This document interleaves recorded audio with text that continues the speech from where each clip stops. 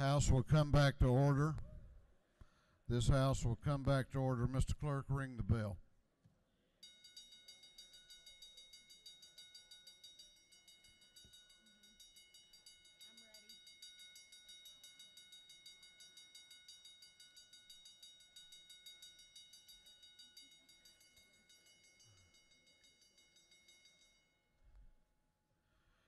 Clerk will read the caption to a group of privilege resolutions. Recognizing and commending Queen Latifah. Recognizing and commending Shaquille O'Neal.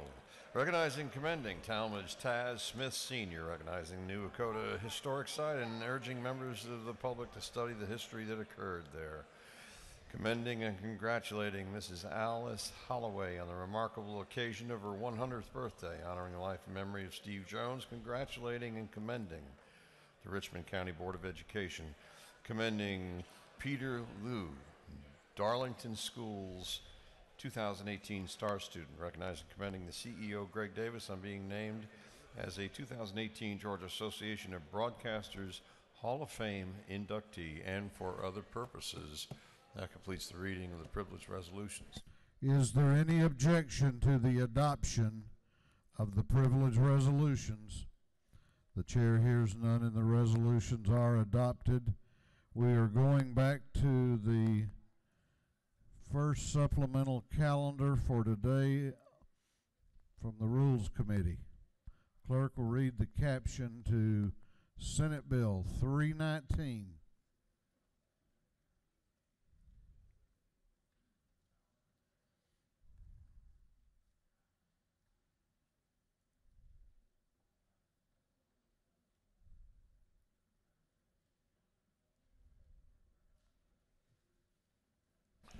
Senate Bill 319 by Senator Albers, the 56th, Mullis, the 53rd, Gooch, the 51st, Miller, the 49th, Dugan, the 30th, and others, being titled an act to enact the Consolidation of Fire Safety Services in Georgia Act to establish a Department of Fire Safety.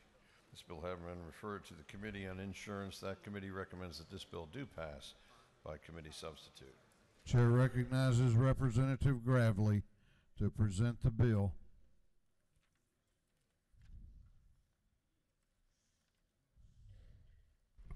Thank you, Mr. Speaker.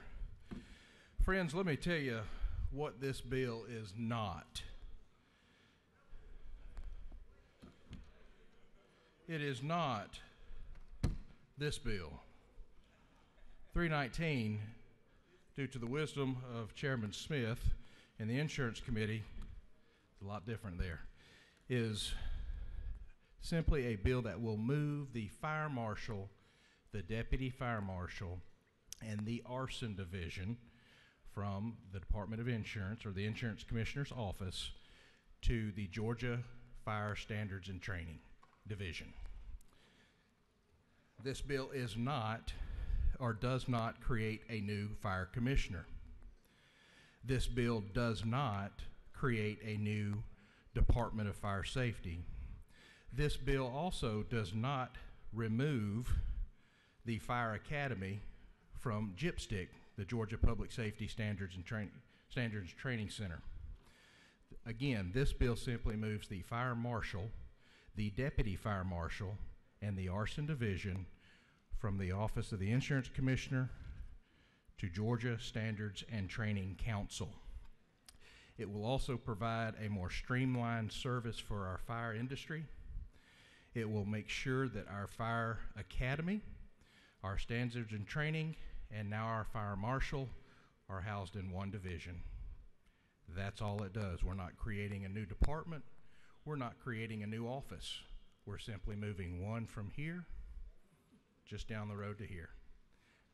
Mr. Speaker, I ask for your favorable consideration on 319, and I will stand for any questions should there be any. There are no questions. Thank you. Yeah, there is a question. Do you yield? Yes, sir, I yield. Chair recognizes Chairman Barr to your right for a question. Does the gentleman yield? Yes, to my friend. Thank you for your explanation. My question is why we're doing this. Could you explain that a little bit? Absolutely. What we have in Georgia is you have three divisions. You have the Fire Academy at GPSTC. You also have the Georgia Fire Standards and Training Council. You also then have the Fire Marshal's Office, which is in a totally different agency. What we're trying to do is put them all under one area, all in one area, under one division, just like our public safety and law enforcement is, so that it can be streamlined, it can be more effective, more efficient. That's the reason for this. Thank you, sir. Thank you. You have another question if you care to yield. I'll yield for one more. Chair recognizes Chairman Earhart to your right for a question. Gentleman, yield. Yes, sir. And I'm sorry I haven't had a chance to get into this one too deeply, but let me make sure I understand. When the fire marshal, the state fire marshal's office is moved over to Standards and Training Council, Yes, one sir. of the only places you could go to appeal a, let's say, overzealous local fire marshal with respect to certain rulings of those was to the state fire marshal's office. And because it was under an elected official, they had to be at least a little bit responsive to the public in that Yes, sir. sense. Who oversees the state fire training council? That's not, who has their budget? Who is the oversight? Are we taking away any oversight of this office and giving it all to the same people who are making the regulations? The appeals process, if you'll look on page 2, lines 51 down through line 62, the appeals process stays the same. There's no change in that. We are moving it into standards and training. Right now, the executive director of standards and training is Gordon Henderson. He answers to the Standards and Training Council. The governor picks, the speaker picks, and the lieutenant governor picks. So that executive director is accountable to those members that are appointed by our speaker, the lieutenant governor, and the governor. Okay, that's somewhat comforting. I'll vote for it. And I will assure you that that appeals process will be a very strong appeals process.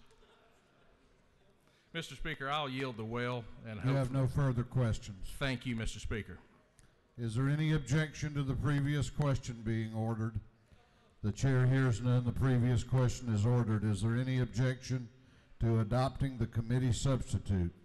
The chair hears none. The committee substitute is adopted. Is there any objection to agreeing to the report of the committee which was favorable to the passage of the bill? The chair hears none. The report of the committee is agreed to. Shall this bill now pass? All those in favor of the passage of Senate Bill 319 will vote aye. Those opposed will vote no, and the clerk will unlock the machines.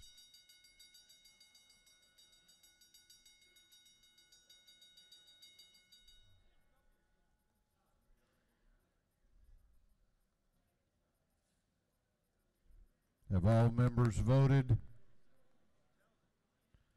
Have all members voted? If so, the clerk will lock the machines on the passage of Senate Bill 319. The ayes are 171, the nays are 1.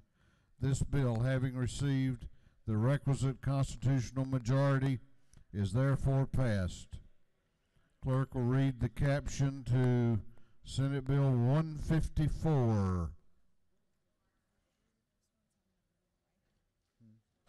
Senate Bill 154 by Senator Kirk of the 13th, Harper of the 7th, Schaefer of the 48th, Cowser of the 46th, Sims of the 12th, and others, be titled an act to amend Article 2, Chapter 5 of Title 16, the Official Code of Georgia, annotated relating to assault and battery, so as to provide for the offenses of aggravated assault and aggravated battery upon a public safety officer while the public safety officer is engaged in or on account of the performance of his or her official duties. This bill having referred to the Committee on Judiciary and Non-Civil, that committee recommends that this bill do pass by committee substitute.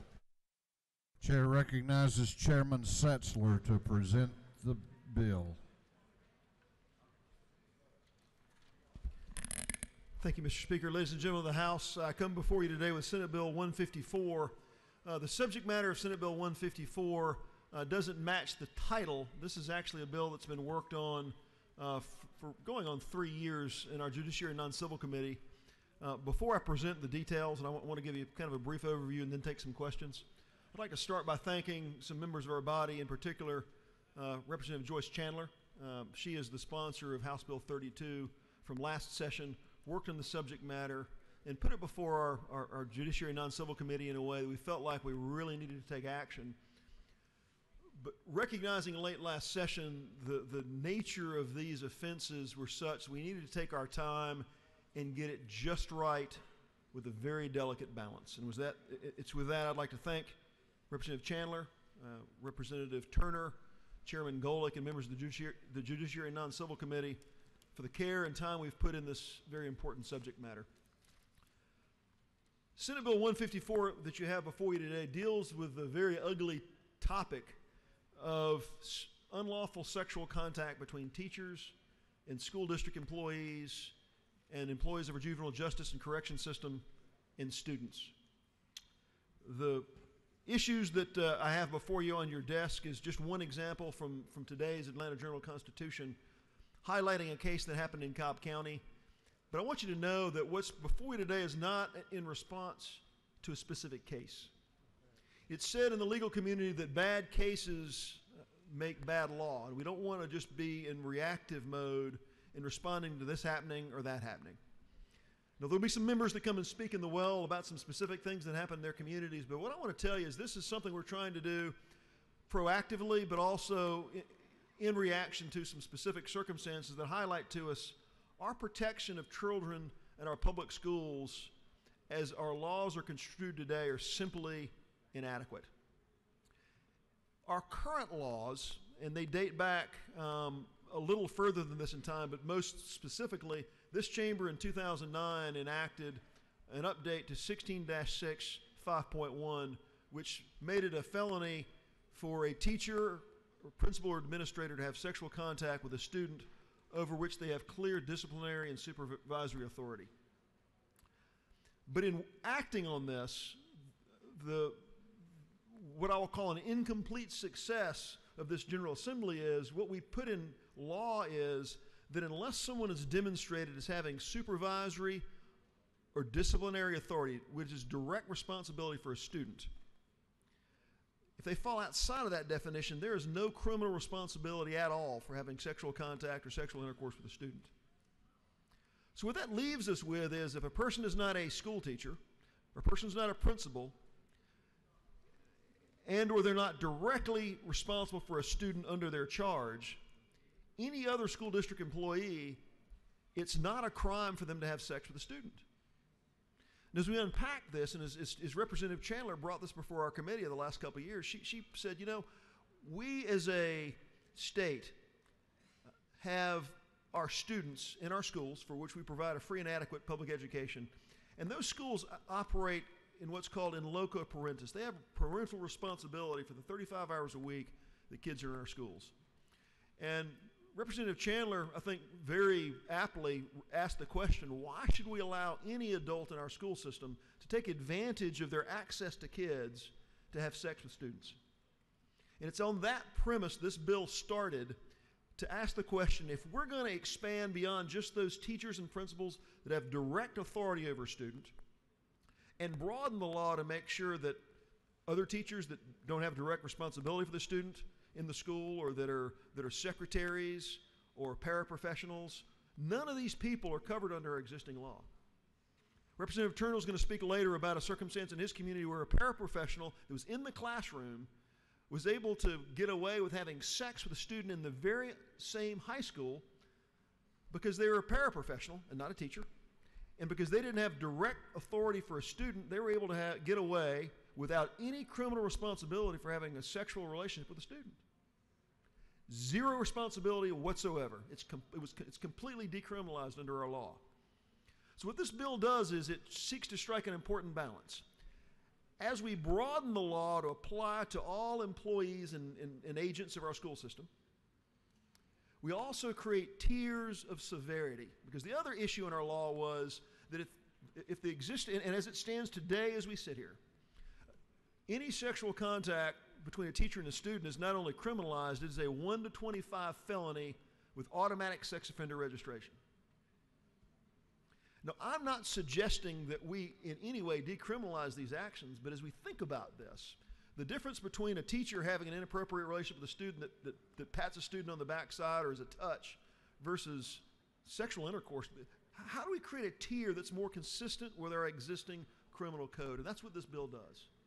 Over the last 3 years, we've created a tier. We've worked through this, as we've worked through this process, we've created a tier system that in this bill creates a first degree and a second degree offense. A first degree offense would be anybody who has sexual intercourse with a student. A second degree offense is essentially touching outside the clothes. Under this bill, a teacher or principal that would have sexual intercourse with a student remains a 1 to 25 felony, and they're subject to sex offender registration. If it's a touch, it's still a felony, but it's a 1 to 5 felony without sex offender registration on the first offense.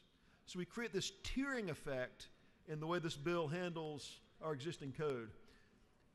And as we create these tiers, we're then able to kind of broaden out the folks that are now going to be held criminally responsible for having sexual contact with students, to include bus drivers, to include janitors, to include assistant administrators, those paraprofessionals, so that every adult now is prohibited from having sexual contact with a student, but we're tiering it in a way that's proportional and makes sense to within the context of our criminal code. That's what Senate Bill 154 does. And with that, Mr. Speaker, I could go on and on, but I won't. I'd be glad to stand for some questions, because I believe there probably are some. You have no questions. Ladies and gentlemen, if you have any questions as the debate goes on, come see me at my seat. But I would commit to you that, again, as a result of 3 years of study by our Judiciary Non-Civil Committee to create fairness and proportionality, one thing we do, and I'll leave you with this thought, we have in this bill a provision that under 21 employees, perhaps a secretary in the office or a community football coach, maybe a high school, a college junior that is involved, under 21, any contact between them and a student that's over the age of 16 would be a misdemeanor, because again, we want to make sure we're tiering down and providing proportionality to what we put in statute. It can be a very complex bill. I'd like to take some questions. If there are some, come see me in my seat. But with that, I would commit to you Senate Bill 154. Chair recognizes Representative Turner to speak to the bill. Thank you, Mr. Speaker. A couple of years ago, I had the honor to ride along with some folks from our Department of Community Supervision in Cherokee County. The first thing they did was put a flak jacket on me, and I'd never worn one of those since I got really fat, so I was kind of walking around like a turtle. But I saw a lot of things that day that opened my eyes to what some of the challenges we have as a society are. And one of the people that we got to visit in Cherokee County led directly to my interest in this piece of legislation. We visited a gentleman who had the job title of parapro. He had engaged in sexual relations with a 16-year-old student. In Georgia, the age of consent is 16. But also in Georgia, if you look at the other parts of this code section that we're adjusting today, if you are in a relationship where you have authority over somebody, you are not allowed to engage in sexual relations with that person underneath you. It includes things like prison guards and prisoners, doctors and patients, principals, teachers, administrators. But if you work at a school and you do not have one of those job titles, it is free game. And so when we visited this gentleman on this ride along, 7 o'clock on a Sunday morning, it was a surprise visit. His case was on appeal, and he let us know it. And he almost taunted us. He said, "I'm getting off. This will be the last time y'all come visit me." Because the way the law was written, parapros don't count. They don't count because of their job title, not because they don't have authority over somebody else, but because their job title is excluded. When I found this out, I was dumbfounded. I wanted to work on it. I know that Representative Chairman Setzler just said that we don't want to address specific cases, but I'm going to be honest with you, I wanted to address this case. Not just this case, but any case where somebody in a school has authority over a child. They should know that that child is off limits. They should know.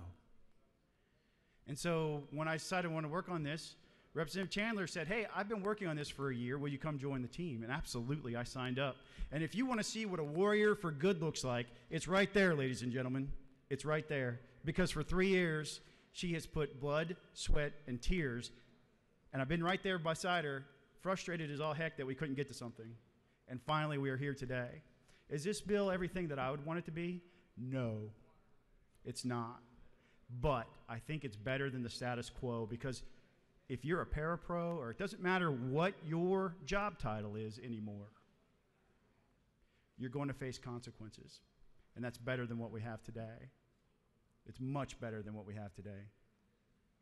Voting against this piece of legislation is an endorsement of the status quo, that certain job titles have access to students in that way. Voting for this shuts that down. Thank you, Mr. Speaker. Chair recognizes Representative Reeves to speak to the bill. Thank you, Mr. Speaker. I'm going to be very brief. Had the chance to work on this bill for the last 3 years in judiciary non-civil, and I acknowledge and realize that we, as a General Assembly, can't fix all the problems of the state, and we can't fix the problems of this world, but I just want to boil this down as simply as I can. Like many of you in this room, I have young children, a 2-year-old and a 9-year-old. In fact, they were here earlier today. And while we can't make this world perfect, I want to live in a world where my kids go to school and I do not have to worry that somebody at that school, whether it's a teacher, administrator, a parapro, a coach, a community coach, whoever it may be that has that supervisory authority, I do not want to live in a world where I have to worry that when I send my kid to that school, that somebody is going to be able to make a move or an advance on my child and not face any consequences. And so I hope that everyone in this room will support this bill, because I believe that this bill closes that gap and gets us closer to that version of the world. Thank you.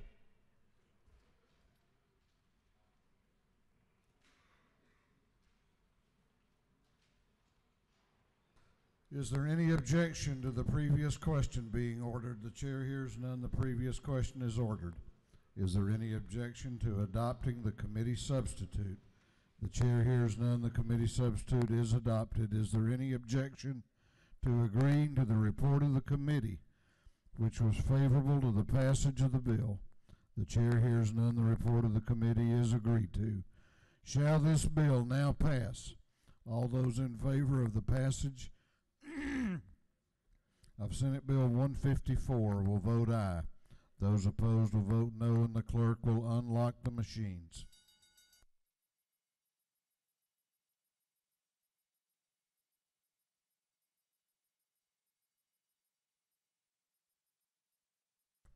Have all members voted? Have all members voted? If so, the clerk will lock the machine on the passage of Senate Bill 154. The ayes are 169. The nays are 0. This bill, having received the requisite constitutional majority, is therefore passed. Clerk will read the caption to Senate Bill 385. Senate Bill 385 by Senator Jones, the 25th, Black of the 8th, Harper the 7th, Lucas the 26th, Ginn of the 47th, and others to be entitled Act to amend Code Section 12.839 of the Official Code of Georgia, annotated relating to cost reimbursement, fees, and surcharges, so as to change the surcharge imposed by a host local governments regarding solid waste disposal facilities. This bill having referred to the Committee on Natural Resources and Environment, that committee recommends that this bill do pass by committee substitute. Chair recognizes Representative Rick Williams to present the bill. Speaker, ladies and gentlemen, I come to you Senate Bill 385 as an amendment to it. It's on your desk. LC 440939S. is a substitute to Senate Bill 385. Come before you, this bill, you've heard me come to the well and talk about it before. This is what we do. When we lose loved ones and people die, then they're buried. They're given a final resting place. This deals with the chief medical examiner of the Georgia Bureau of Investigation. They have almost 300 skeletal remains that they have had dating back to 1969. And this gives them the authorization to inter and the right to disinter if someone finds that they are related to those people, and that is some of their loved ones. But this gives them the right to go ahead and give them a final resting place. I'll be glad to answer any questions, Mr. Speaker. You have no questions. Thank you. Well, you do have a question. Do you yield? I yield. Yes, sir. Chair recognizes Representative Gonzalez to your left for a question. Does the gentleman yield? Yes, ma'am. Thank you. This is just a question of clarification for me. On the debate calendar, it says Senate Bill 385 as being solid waste disposable facilities, but on the amendment that I have here, SB 385 talks about the death investigations. Is there an error in the debate calendar? It was, this is one that has been stripped out and changed. This is a substitute for that bill. Thank you very much for the clarification. Yes, ma'am. Thank you. If no other questions, I'll yield the way. No other questions. Thank you, sir. Is there any objection to the previous question being ordered? The chair hears none. The previous question is ordered. Is there any objection to withdrawing the committee substitute? The chair hears none. The committee substitute is withdrawn. Is there any objection to adopting the substitute approved by the Committee on Rules? The chair hears none. The substitute is adopted. Is there any objection to agreeing to the report of the committee, which was favorable to the passage of the bill? The chair hears none. The report of the committee is agreed to. Shall this bill now pass? All those in favor of the passage of the bill will vote aye. Those opposed will vote no, and the clerk will unlock the machine.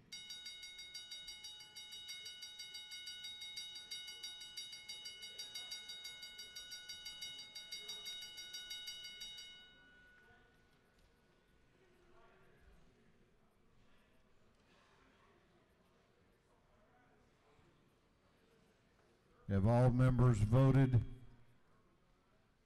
Have all members voted? If so, the clerk will lock the machine on the passage of Senate Bill 385. The ayes are 172, the nays are 0. This bill, having received the requisite constitutional majority, is therefore passed. Clerk will read the caption to House Resolution 1540.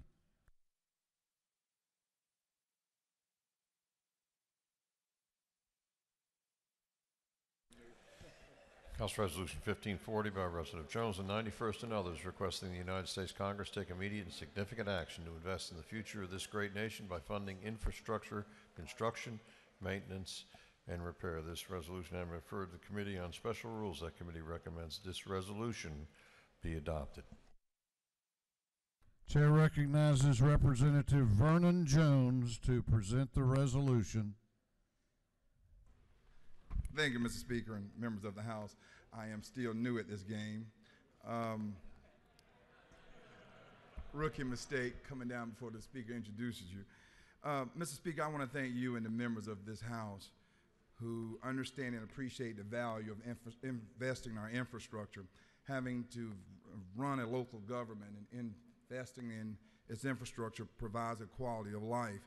I am asking you to join me in requesting that United States Congress take an immediate and significant action to invest in the future of this great nation by funding infrastructure, construction, maintenance, and repair. Our nation is challenged to build gleaming new roads, bridges, highways, railways, and waterways all across our land with American heart, American hands, and American grit. As you know, our nation's goals includes over $200 billion in federal funding alone, new investments in our neglected rural areas, increased decision-making through local authority at local level, and streamlining the permitting of infrastructure projects. Such an injection of federal funds will spur at least $1.5 trillion in additional infrastructure investments. Rural infrastructure is especially in need of modernization in order to buttress the vitality of these heartland areas. Finally, Mr. Speaker, an investment in infrastructure is ultimately an investment in our nation's most valuable asset as hardworking citizens. With that, I will yield for any questions, comments, or observations. The only observation the chair has is you have no questions. Good observation, Mr. Speaker. Is there any objection to the previous question being ordered? The chair hears none. The previous question is ordered. Is there any objection to agreeing to the report of the committee, which was favorable to the adoption of the resolution? The chair hears none. The report of the committee is agreed to. Shall this resolution now be adopted? All those in favor of the adoption of the resolution will vote aye. Those opposed will vote no, and the clerk will unlock the machines.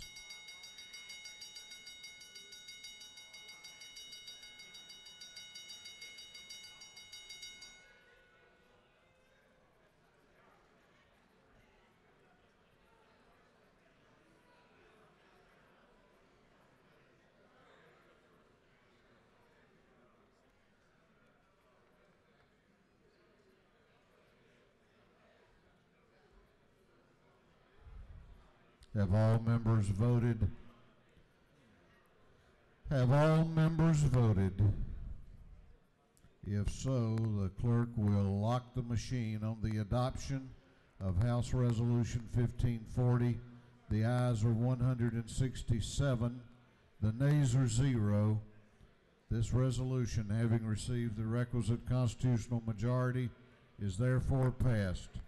What purpose does Representative Vernon Jones rise? Parliamentary inquiry, Mr. Speaker. State your inquiry. Can H.R. 640 be placed in a tote box and toted immediately over to the Senate?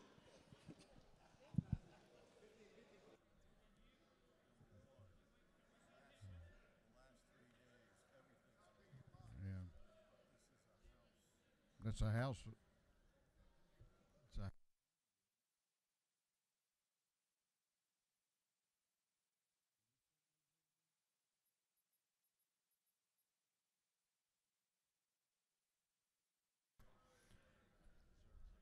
Representative Clerk has reminded me that on the last 3 days of the session, all propositions that are passed are immediately transmitted.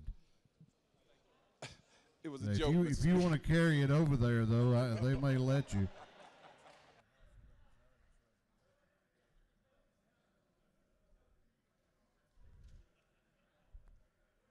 Clerk will read the caption to Senate Bill 401. Senate Bill 401 by Senator Tippins, the 37th, Wilkinson, the 50th, Sims, the 12th, Miller, the 40th, Tate, the 38th, and others, to be entitled an act to amend Code Section 22-327, the official code of Georgia annotated, relating the recognition of advanced proficiency honors courses and counseling and development of individual graduation plans. This bill having referred to the Committee on Education, that committee recommends that this bill do pass. Chair recognizes Chairman Randy Nix to present the bill. Thank you, Mr. Speaker. Ladies and gentlemen, I bring you Senate Bill 401, and it's a fairly simple bill. This bill does some tweaks to our bridge bill and to the dual enrollment process.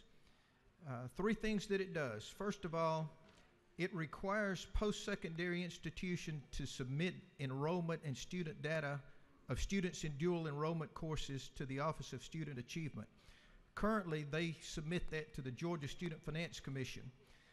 But this will give another level of transparency and tracking and effectiveness. Dual enrollment has jumped considerably, and the dollars involved are considerably higher than they were, and I think this is a good measure for that. Secondly, it will require individual graduation plans to be based on a student's academic skills, their career interest, and now we're also going to add to that their career-oriented aptitudes.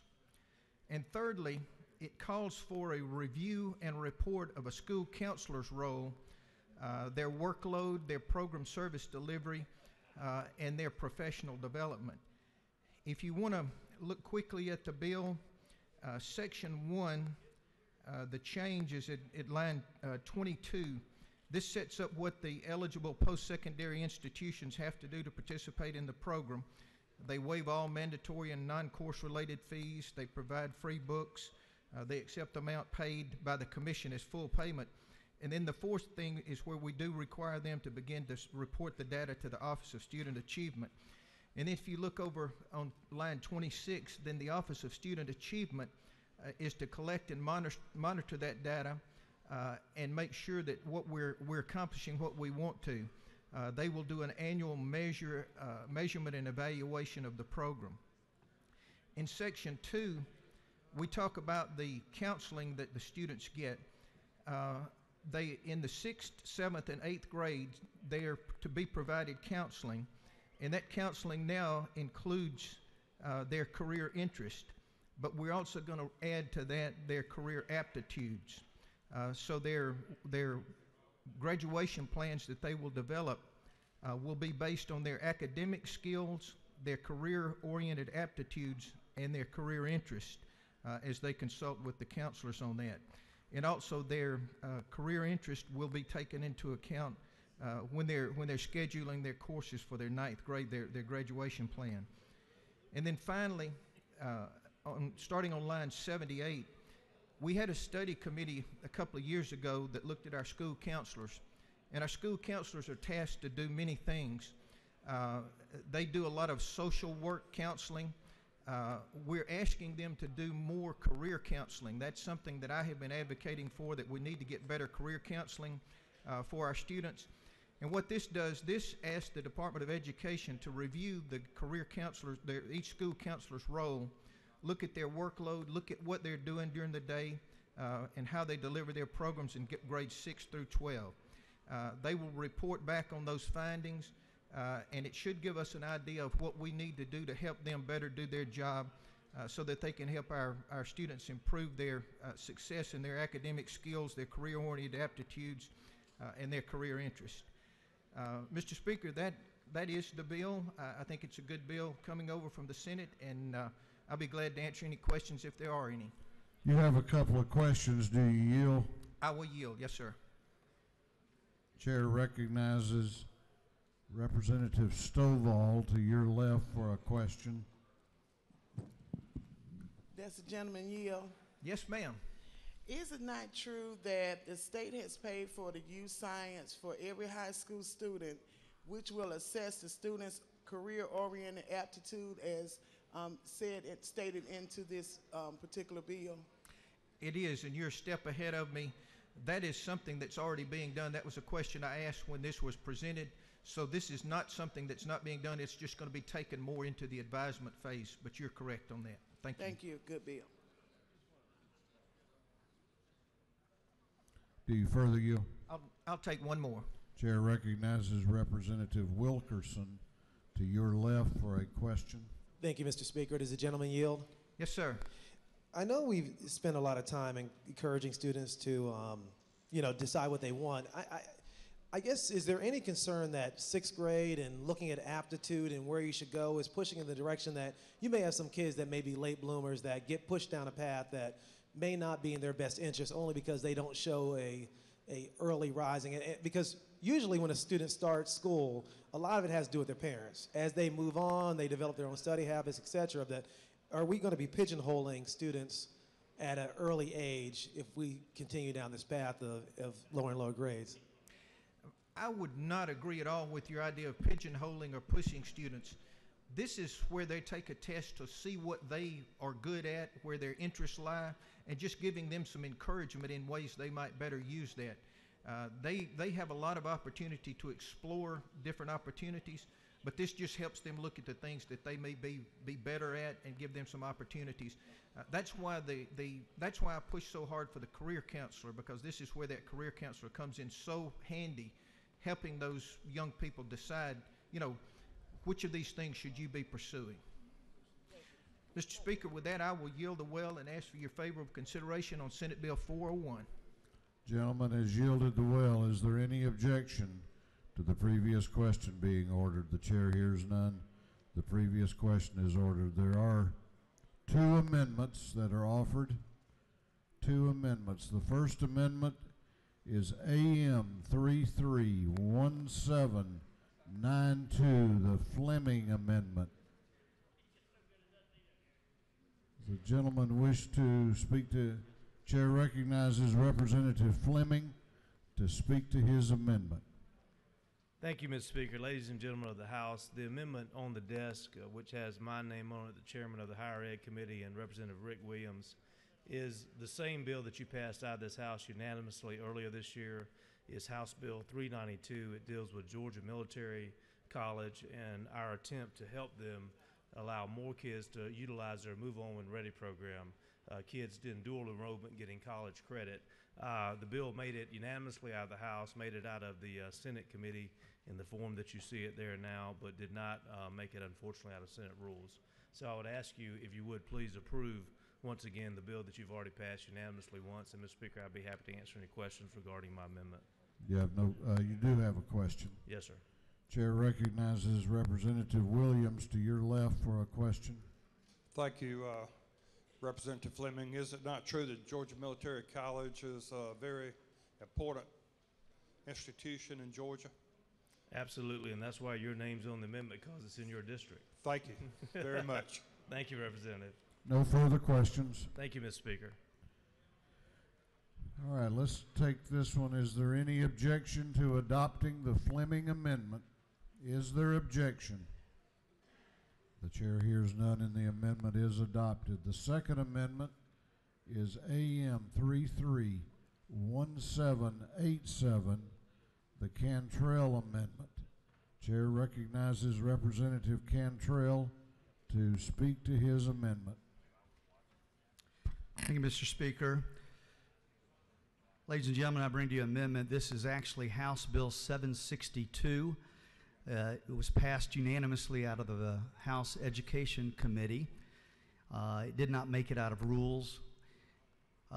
It was then attached to a bill over in the Senate Committee and passed unanimously out of the Senate Ed Committee over there, but did not make it out of rules over there. It's also supported by the Georgia Department of Education.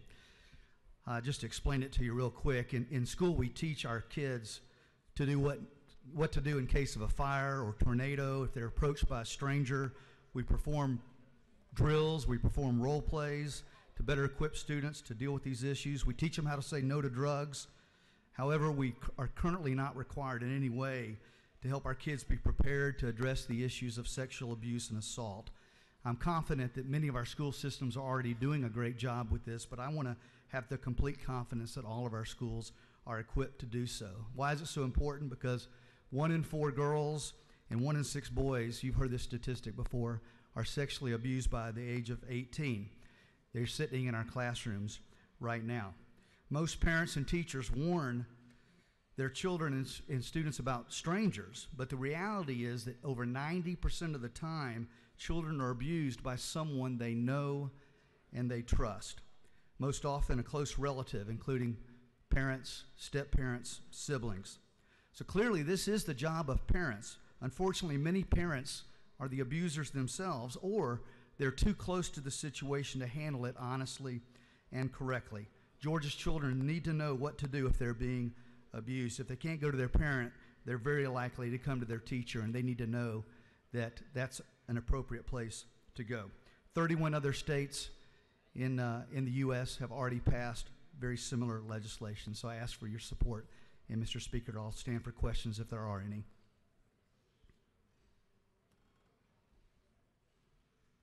You do not have any questions. Thank you, Mr. Speaker. I yield the will. On the adoption of the Cantrell amendment. Is there objection? Is there objection? Chair hears none and the amendment is adopted. Is there any objection? The previous question has been ordered. Is there any objection to agreeing to the report of the committee, which was favorable to the passage of the bill? The chair hears none. The report of the committee is agreed to. Shall this bill now pass? All those in favor of the passage of the bill will vote aye. Those opposed will vote no, and the clerk will unlock the machine.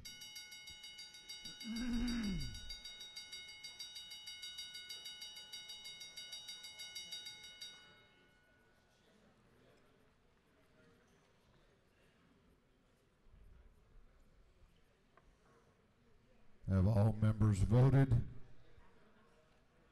Have all members voted? If so, the clerk will lock the machines on the passage of Senate Bill 401. The ayes are 167, the nays are 2. This bill, having received the requisite constitutional majority, is therefore passed. Clerk will read the caption to House Resolution 1698.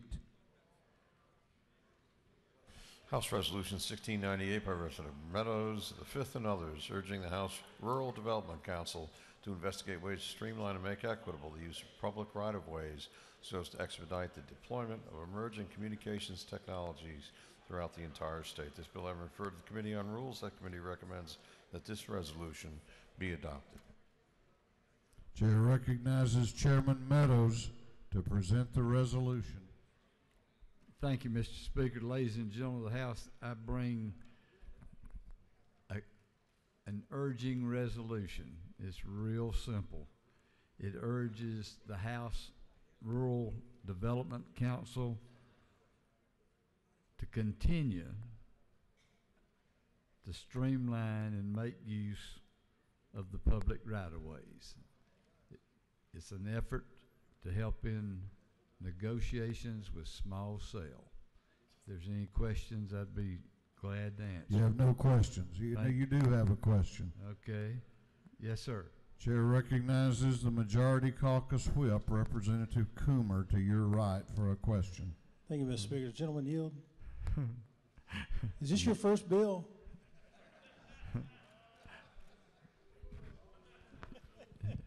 I think they're all mine. I'll let them out here, don't I? Thank you, Mr. Speaker. I got some I'll sell to you then. No, I gave them to you earlier. You need to go ahead and use them. I would ask that you please give considerable consideration and vote yes. Is there any objection to the previous question being ordered? The chair hears none. The previous question is ordered. Is there any objection to agreeing to the report of the committee, which was favorable to the adoption of the resolution? The chair hears none. The report of the committee is agreed to. Shall this resolution now be adopted? All those in favor of the adoption of the resolution will vote aye. Those opposed will vote no. And the clerk will unlock the machines.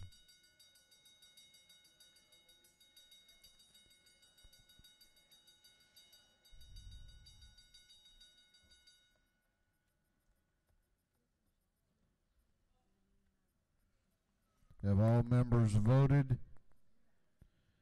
Have all members voted?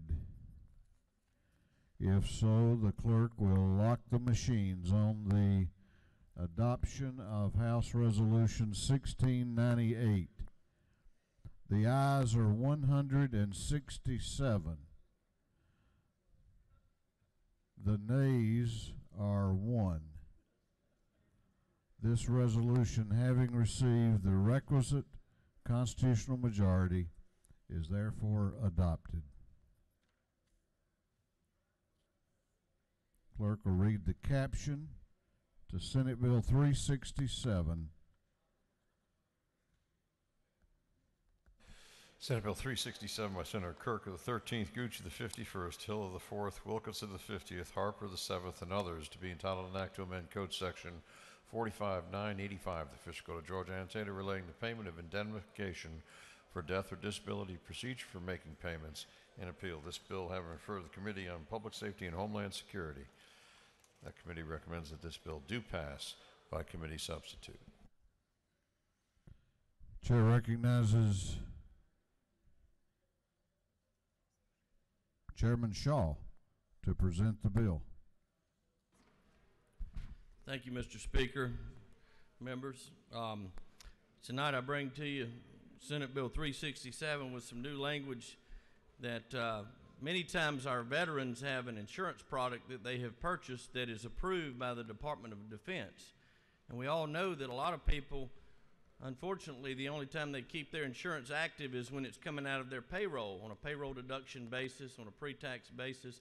And as soon as it's rolled over to a monthly bill, many times, unfortunately, they let that coverage lapse, and then when they need it most, it's no longer active or no longer available. So what this bill will simply do will allow those veterans that have that type of product through an approved Department of Defense company that's authorized to conduct insurance business through the department. If they go to work for the state of Georgia, for any of our agencies, they will be able to keep that insurance, and we will be able to payroll deduct that for them on a pre-tax basis, just like we do any other insurance that's offered through the state. So this is good for our veterans that have gone to work for the state of Georgia. So I ask for your favorable consideration. If there are any questions, Mr. Speaker, I'll be glad to yield. You have no questions. All right, I ask for your favorable consideration. Thank you. Is there any objection to the previous question being ordered? The chair hears none. The previous question is ordered. Is there any objection to withdrawing the committee substitute? The chair hears none. The committee substitute is withdrawn. Is there any objection to adopting the substitute approved by the Committee on Rules? The chair hears none. The substitute is adopted. Is there any objection to agreeing to the report of the committee, which was favorable to the passage of the bill? The chair hears none. The report of the committee is agreed to. Shall this bill now pass? All those in favor of the passage of Senate Bill 367 will vote aye. Those opposed will vote no, and the clerk will unlock the machines.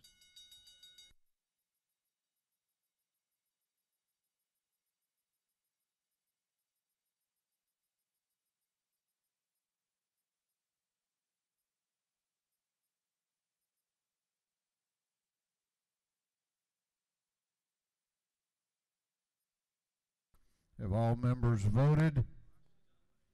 Have all members voted? If so, the clerk will lock the machines on the passage of Senate Bill 367. The ayes are 171, the nays are 0. This bill, having received the requisite constitutional majority, is therefore passed.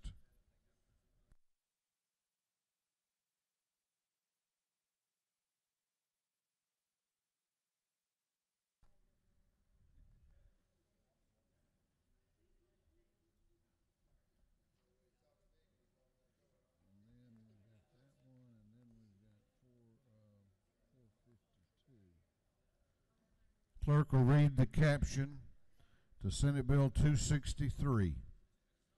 Senate Bill 263.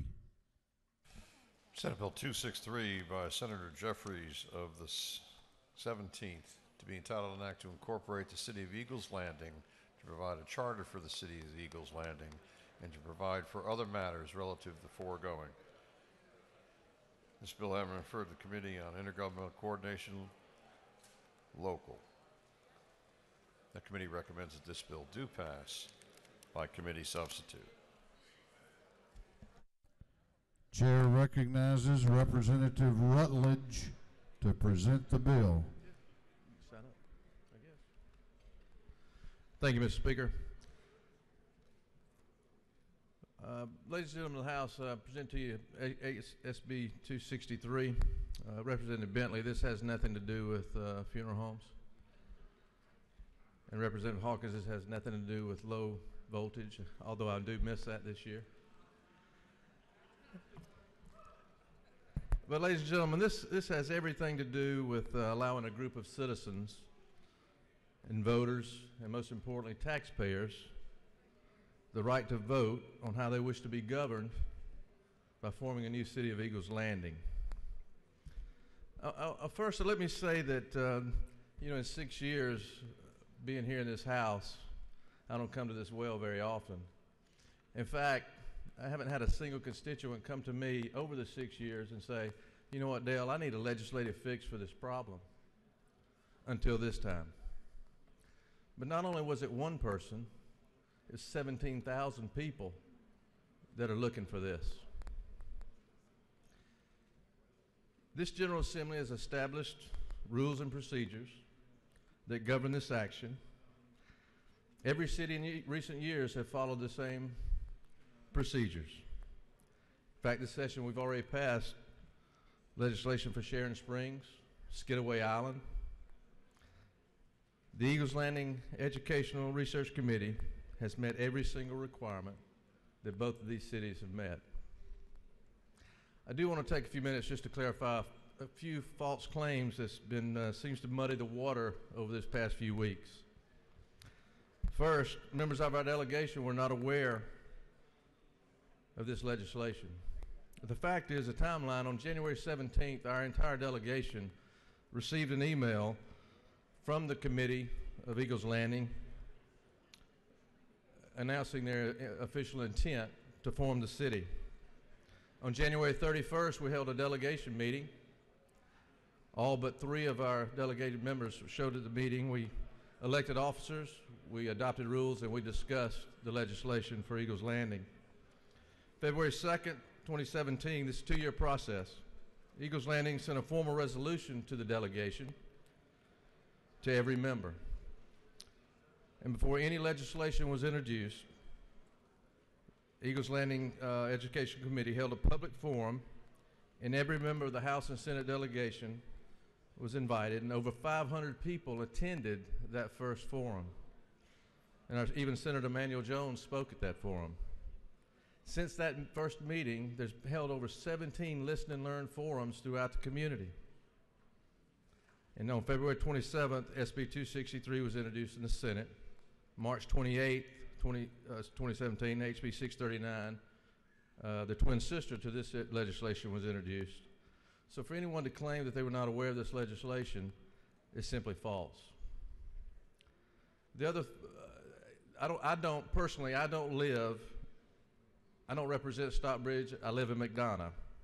The fact is, according to the most reapportionment figures, I represent 10,241 citizens in the Stockbridge area. Representative Douglas represents 10,432. Representative Cobble, 3,034. And Representative Stevens, 1,929. Fact is, my grandfather was born in Henry County in 1910. My father in 1931. I was born in 1963. The family farm that I grew up on is closer to Stockbridge than actually McDonough. I played pound football in Stockbridge, and I played Little League Baseball in McDonough. The Eagles Landing connector that dead ends to the East Lake Eagles Landing Parkway deads into East Lake Connector cuts right through the farm that I grew up on. So actually, so the community is very important to me. It's where I was born and raised. The other false is not everyone gets to vote on this measure. Everyone that currently lives inside the proposed city boundary will get to vote. That's the way it's done. That's the procedure. And that's the way every city has been formed in this state. But the fact is, the number of people that live in the city limits of Stockbridge that will be moving into the city limits of Eagles Landing, if it's ratified, outnumber the unincorporated voters by about 1,000 voters. So if they like their city, they can keep their city. They'll just vote no on the referendum.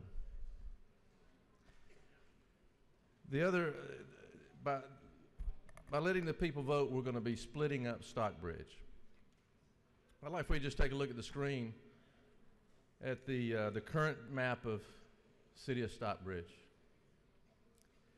if that looks like anything of butts, it looks already split. It looks more like a Rorschach test to me.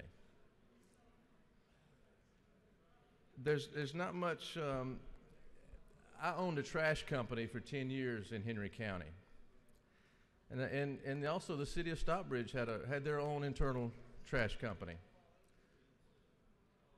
But it didn't last very long because you cannot operate a trash company or any kind of services with that kind of boundaries.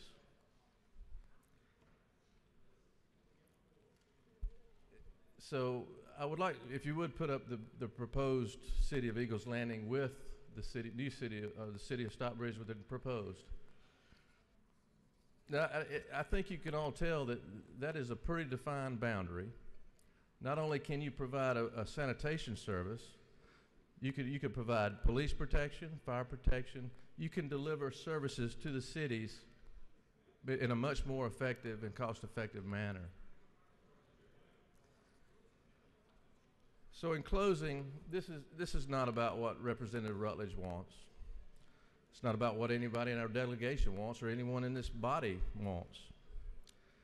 It's about letting the voters decide how they want to be governed.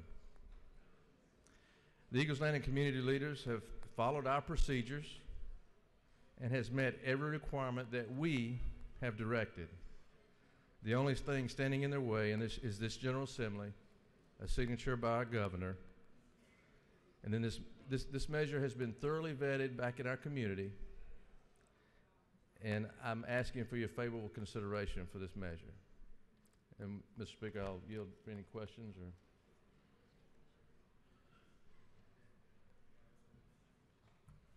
You have a number of questions. Do you yield? I'll yield for a couple. Chair recognizes Chairman Setzler to your right for a question. He waves. Chair recognizes Representative Bruce to your right for a question. Will the gentleman yield? Yes, Representative. I thought I heard you say that everybody was not going to be able to vote. Is that correct? Everyone that lives in the new proposed city boundaries will get to vote. That's the way the procedure works. Okay, what about the people that are going to be affected because half of their city is going to could potentially be taken away, but they don't get to vote as to whether or not they want their city to be broken up? Is that correct? They're still going to be in their city. They will be in what's left of what their city was. Is that correct? That's correct. Thank you. Do you further yield? Yes, I yield. Chair recognizes Representative Petrie to your left for a question. Does the gentleman yield? Yes, my friend. Is it not true that the Declaration of Independence states that governments are instituted among men, deriving their just powers from the consent of the governed? It is the right of the people to alter or to abolish it and to institute new government. Is that not true? It's a great document. We should read it more often. Thank you, sir. Mr. Speaker, I know there's other folks that want to speak, and I'll yield for that. Gentleman has yielded the well. Okay, so here's the posture we're in. We have a number of members who have signed up to speak for and against the measure. Many have signed up after the rules allow, but the chair's going to allow all those who have signed up to speak, but I am going to limit your comments other than the minority report and the chairman's time to 5 minutes each. Chair recognizes to speak to the bill Chairman David Knight. Thank you, Mr. Speaker. There's been some question out there regarding the formation of Eagles Landing and what the financial effects would be on the city of Stockbridge. As a CPA and someone who's done municipal and governmental auditing in the past, I've taken the time to review the documents that the city of Stockbridge has submitted to our Intergovernmental Affairs Committee, and also taking the time to look at the last certified independent financial audit submitted to the Department of Community Affairs. Based on these documents, it is clear to me that Stockbridge, even after de-annexation, will continue to run a surplus in annual revenues and will not be downgraded for bond purposes. In November of last year, Stockbridge's independent auditor reported that the city's general fund balance was approximately $16 million. Of that, $10.6 million was in cash. All the other governmental funds, the Urban Redevelopment Authority Fund, the Downtown Development Authority Fund, SPLOST Fund, and other smaller funds, show a fund balance of $16.7 million, of which $16.5 million was in cash and investments. The city's water and sewer fund, solid waste fund, conference center fund, and other smaller enterprise funds together reflect a balance of $8.6 million in cash and investments. The city reported a total capital assets net of depreciation of approximately $55.6 million. However, the long-term debts only total about $16.3 million. And that includes the bonded indebtedness, GFA loans, and their pension liability.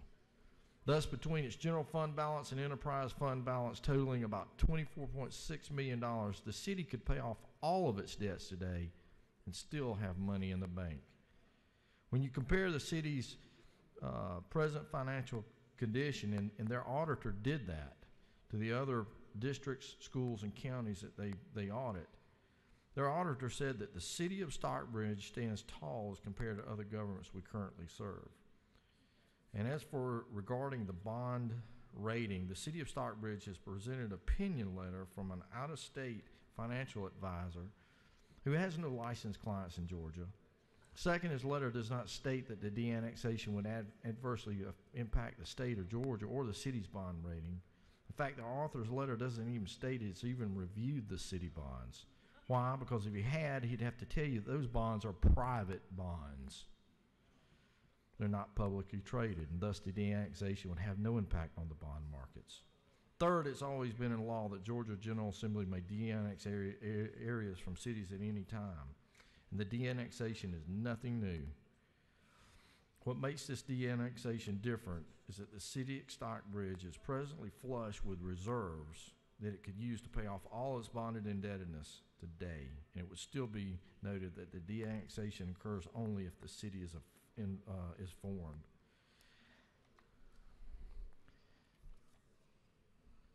The city has argued that the de-annexation will bankrupt the city of Stockbridge. In support of this claim, it says it will lose $4.1 to $4.2 million in revenues. What the city is not telling you is that such revenues are actually a surplus.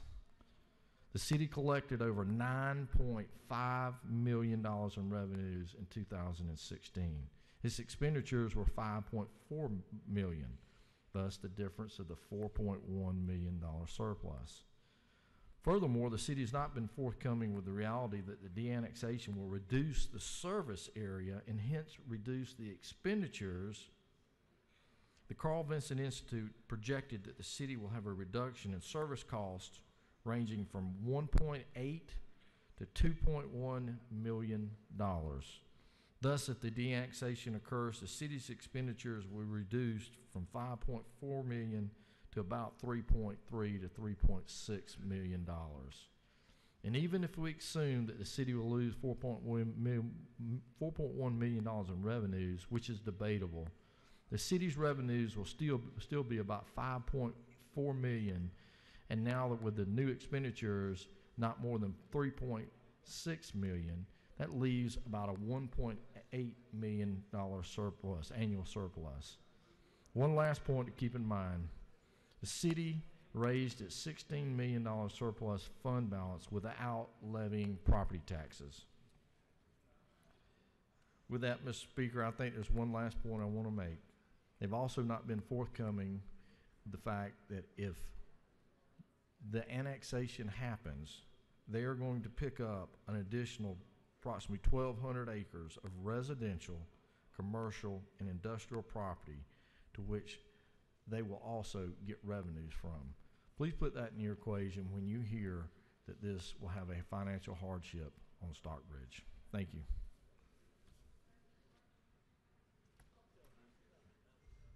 Chair recognizes the minority leader, Leader Trammell, to speak to the bill.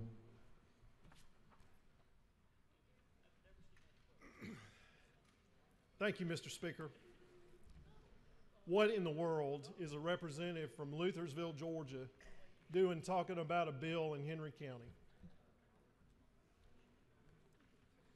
What in the world is this General Assembly doing thinking about a bill where the city of Stockbridge doesn't want any part of the measure that we have before us?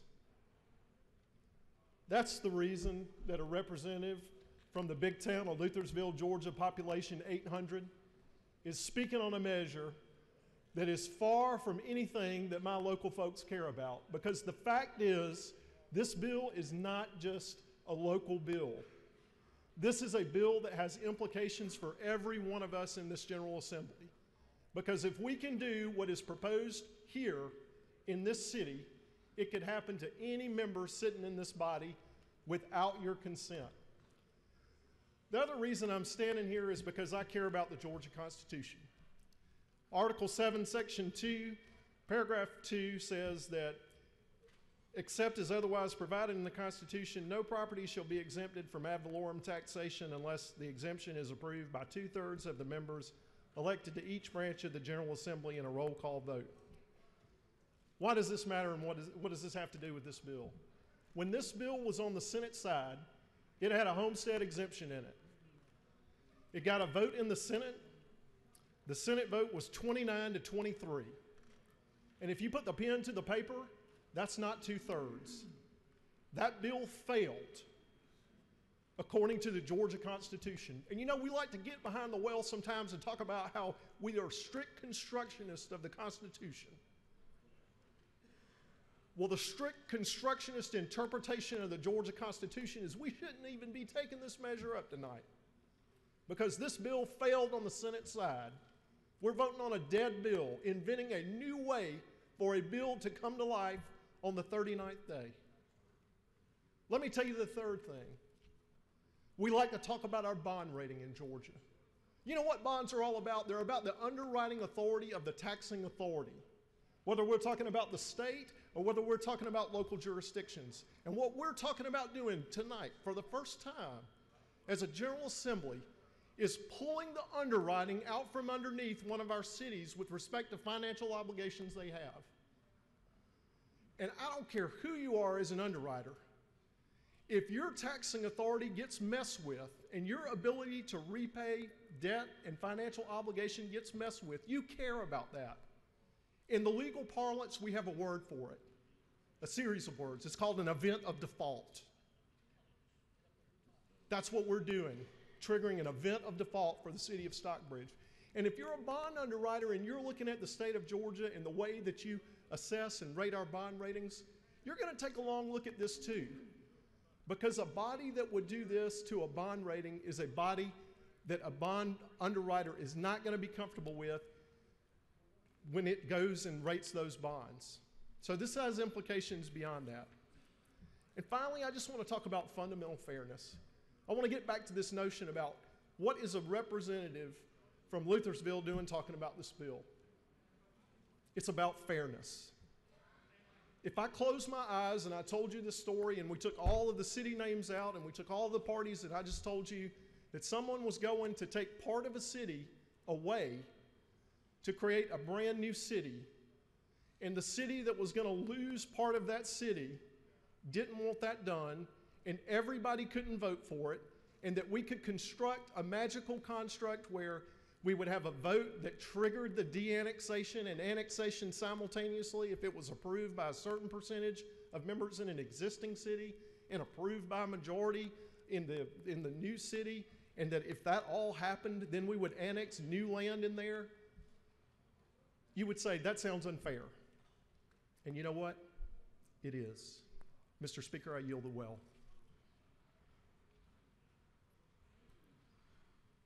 Chair recognizes Representative Cauble to speak to the bill.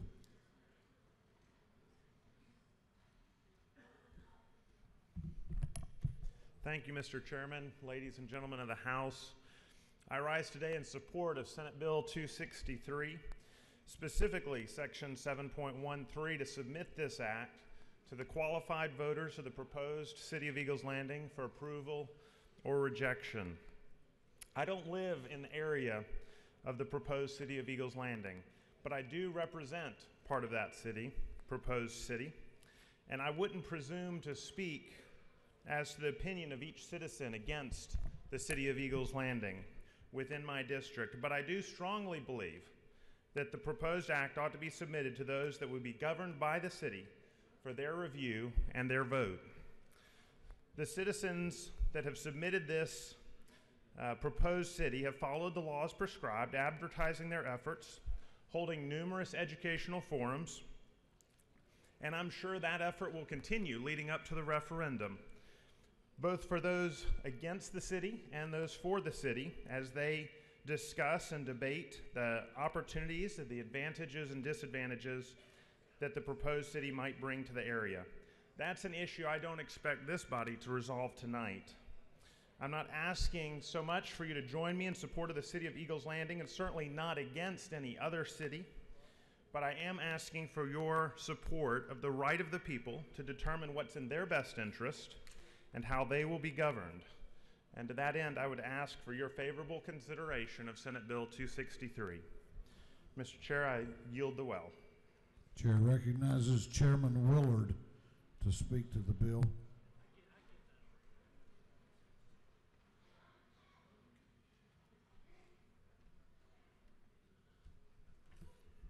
Thank you, Mr. Chairman, Mr. Speaker, excuse me.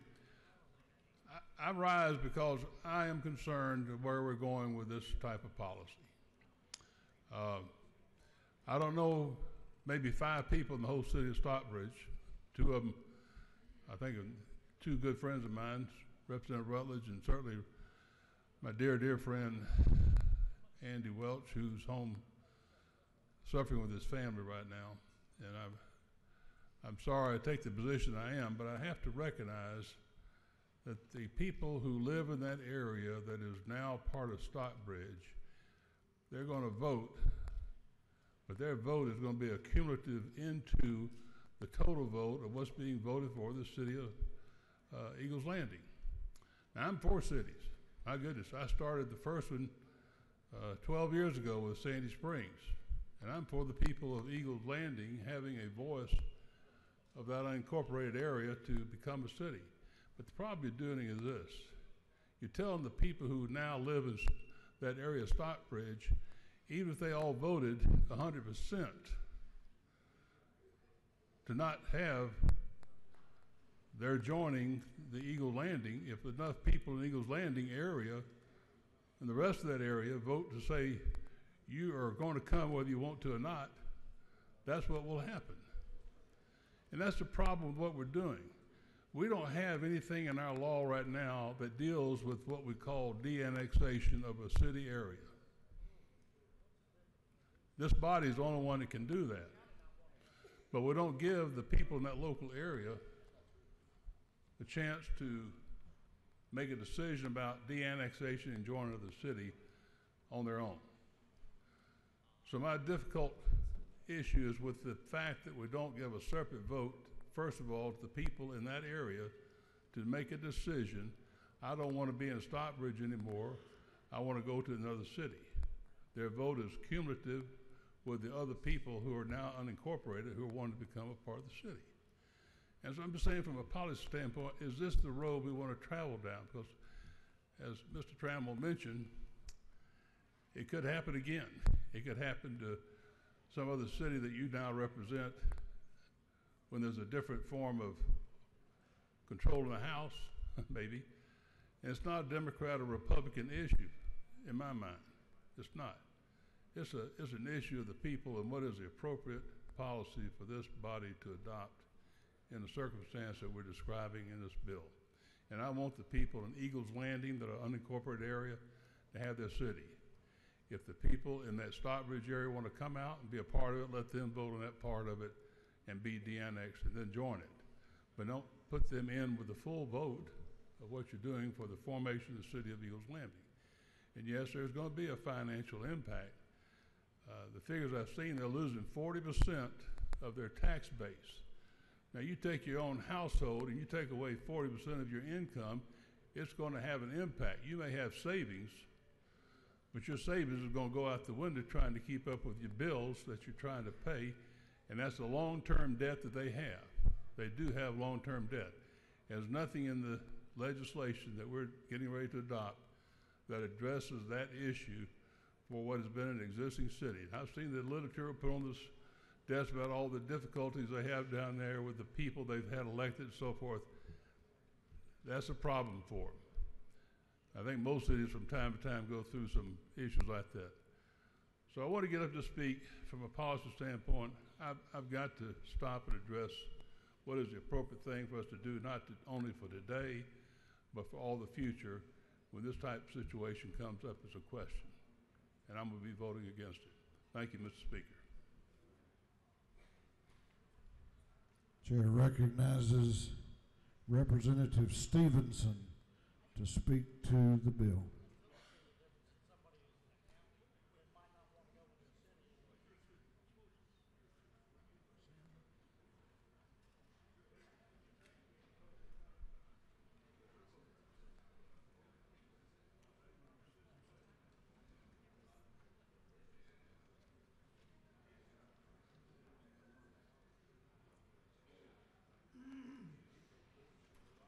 Chair recognizes Representative Bodie to speak to the bill.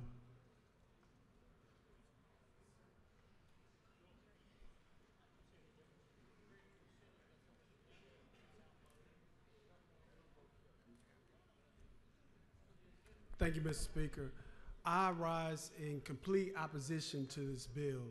This is not a good bill for more reasons that you can actually comprehend and explain. I had a high school classmate to come to me today. She came down with the city of Stockbridge. She has been living in Stockbridge for the last 10 years with her family, and she's a nurse. But she came down here to lobby for her home. She moved to Stockbridge to raise her family, and now her home is being snatched from her, potentially by this body. No laws, no rules. This has never been done before. And we're asking this noble body to take away the homes of people without even giving them the right to vote. We're not even giving them the opportunity to voice their opinion. I'm all about cities. The city of South Fulton was curated. Very proud of that. Representatives here have been behind that type of legislation. About 6 cities were created in North Fulton, but they all were created from unincorporated county land. No city was poached off of. No lands were stolen from an existing city to create a city. There was no cherry picking. Let's take this good affluent area and move it into this new, nice, shiny city. But let's leave the people in the existing city without economic means to move forward and advance from what they already had. I implore upon this body to not set this type of measure. The world, the country is looking at us. Do not steal the joy of all these Stockbridge families by curating a city that should not be created by this way. We have rules, procedures, and this is not how we do things in this house. Please vote no to this bill. And I will yield the well if there's no questions, Mr. Speaker. You have a question if you care to yield. I will yield. Chair recognizes Representative Al Williams to your left for a question. Thank you, Mr. Speaker. Will the gentleman yield? Yes, sir. Is it not true that I have a son, a daughter-in-law, and two of the joys of my life, my grandchildren, living in Eagles Landing? The man knows what he speaks. Yes, sir. Is it not further true that as a member of this House for 15 years, I'm in fear of the blatant use of numbers, regardless to whether it's right or wrong? The man knows what he speaks. Finally, is it not also true that when you're outnumbered, you can certainly lose, but in situations like this, politicians need to become statesmen, and righteousness needs to win out over wrong. The power to do does not create it as a right thing to do. And finally, I would love, is it not true that I would love for the city of Midway Yes. to take half of the city of Hinesville? The man knows what he speaks. And Mr. Speaker, if there's no other questions, I yield the well. Representative, we have another day if you want to get a bill ready. Gentleman, did you say you yielded the well? Yes, sir. Chair recognizes Representative Scott to speak to the bill. Thank you, Mr. Speaker. House Bill 263 is a bad bill. This bill, if passed, will change Georgia forever. In my 8 years, I have never witnessed the racially biased, cold, and mean spirit of House Bill 263. When you have a citizen bring a bill and the first thing that comes out of their mouth is, we want to create our own city because of the demographic changes, this is scary. This bill will also disenfranchise the voters in the community. This bill will not allow all the citizens in the city of Stockbridge to vote. This bill will only allow the people in the newly created city of Eagles Landing to vote, which is wrong. If you are going to take part of a city, let all of the people that will have to pay the bill vote on whether they want to create a city of Eagles Landing. According to the Carl Vinson Institute of Government, the city of Stockbridge will lose more revenue from the de-annexation than it will be able to make up for through expenditure savings. Carl Vinson also stated in their report that the excess value of residential property in Stockbridge will go from $449 million down to $231 million, which means the city of Eagle Landing would take 48% of the excess value of residential property. The city of Stockbridge will lose the majority of its assets value of commercial property, going from $292 million to $135 million, which is a loss of 54% according to the Carl Vinson Institute. I want each of you to think about it yourself. How will the city of Stockbridge survive? House Bill 263 is a mean-spirit bill, has brought about a lot of questions. Is this the precedent Georgia wants to set? This pastor spoke on Friday morning about perspective. How would you feel if this were your city? And Mr. Speaker, I yield the well. Is there any objection to the previous question being ordered? The chair hears none. The previous question is ordered. There is a minority report on this bill. To deliver the minority report, the chair recognizes Representative Douglas.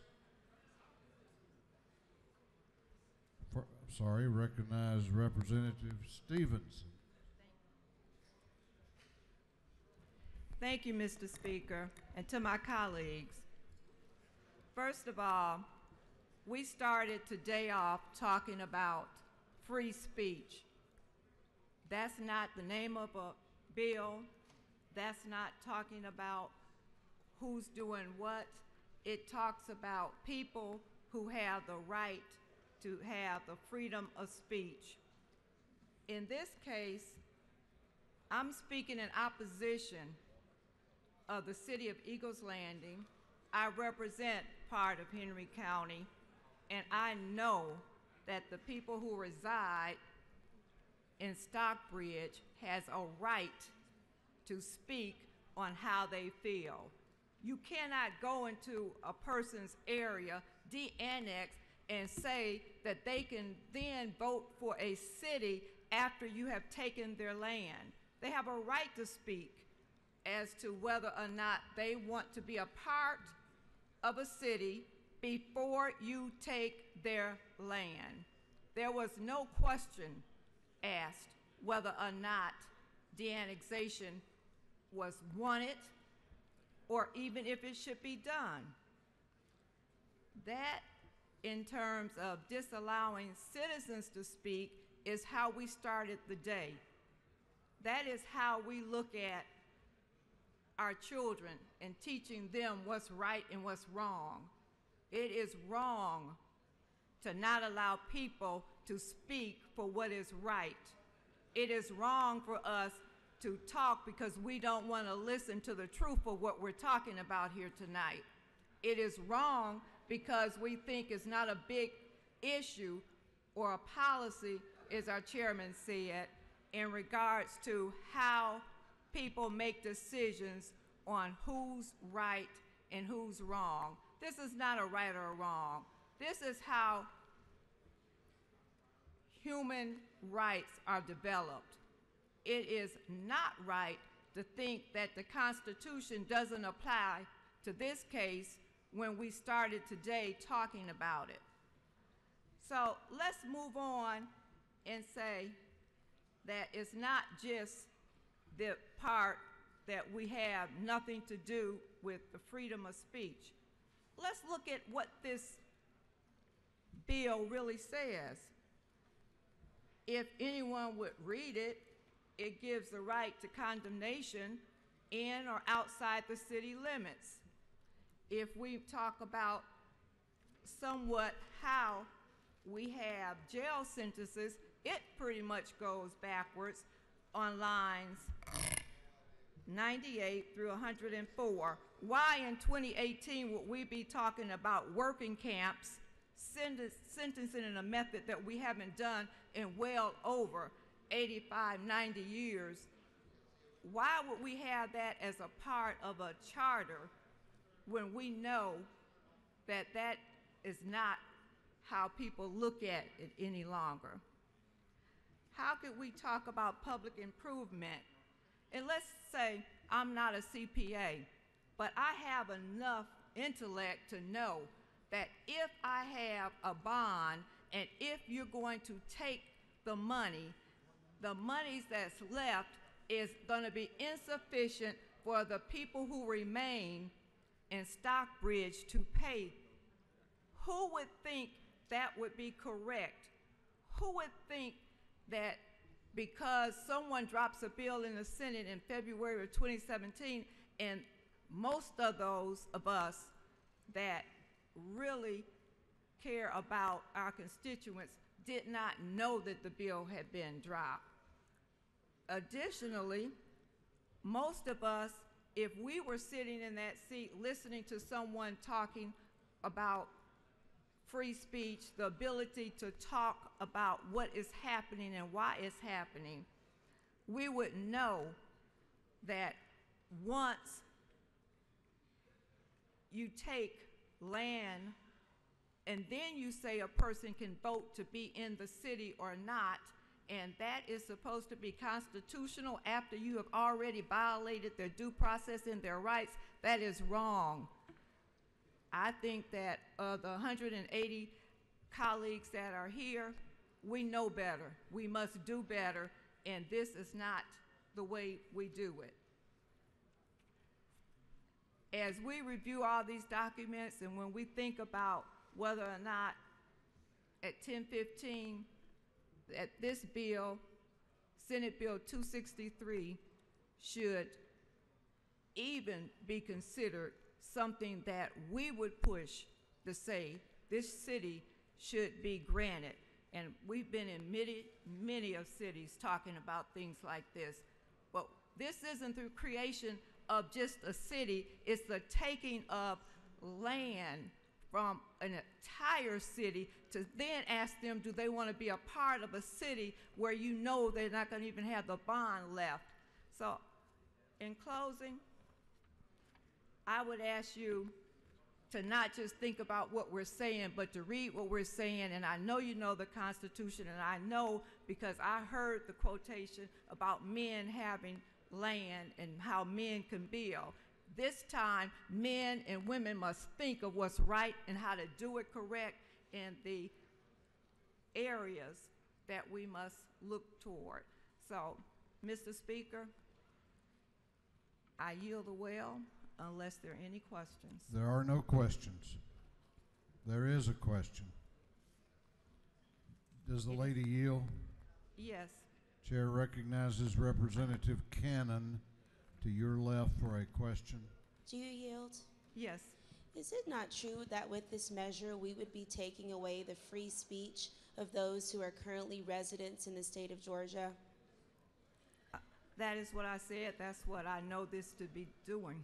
Thank you. If we allow it. No Mr. further Speaker, questions. Yield the will. Do you yield the balance of your time to Representative Douglas? Chair recognizes for the final 11 minutes of the minority report, Representative Douglas.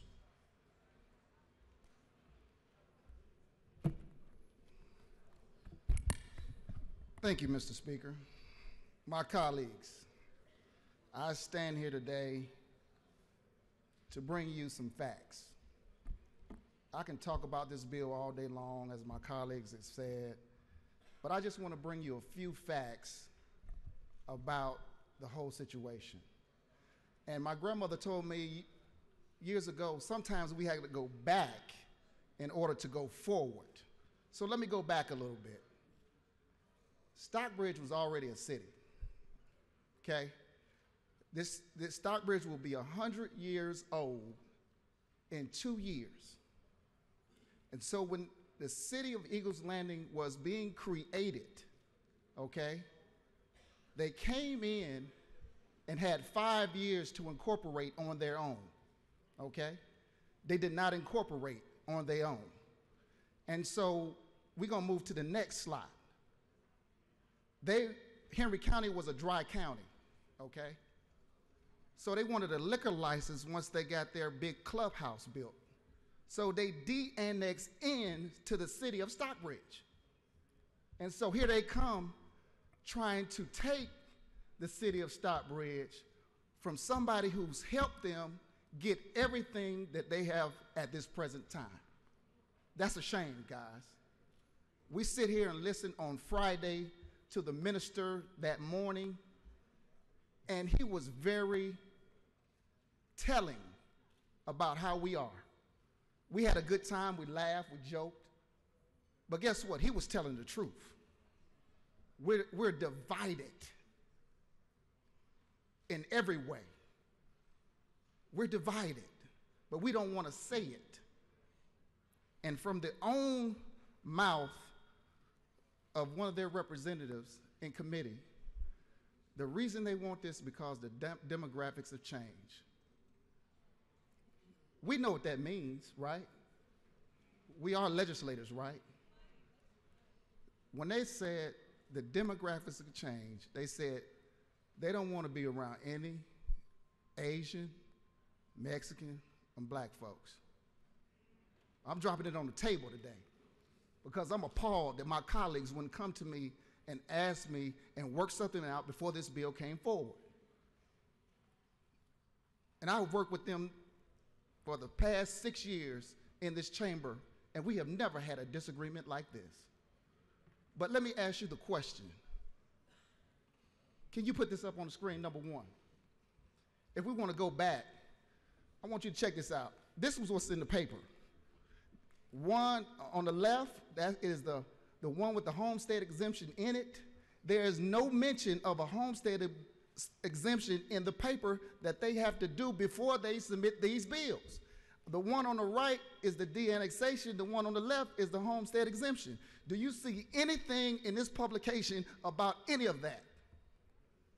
So you come in the door wrong. You come in the door wrong. And we allow these bills to come to committee, and they didn't even tell the people up front that we want a de-annexation and we want a homestead exemption. So that's number one on the slate. And it gets through committee and gets over in the Senate, and they pass it out without a 2/3 vote. So it comes over here again. Put up the second slide. It comes over here again, and the slide right here says it's unconstitutional. It needs a 2/3 vote. So number one, you started wrong, okay? You started wrong. Now you keep doing wrong, and guess what? It's gonna turn out wrong, people. This is not what we are about in this chamber. I stand here today, and I look at each and every one of you guys, and if somebody took half of your backyard, and put a playground on it,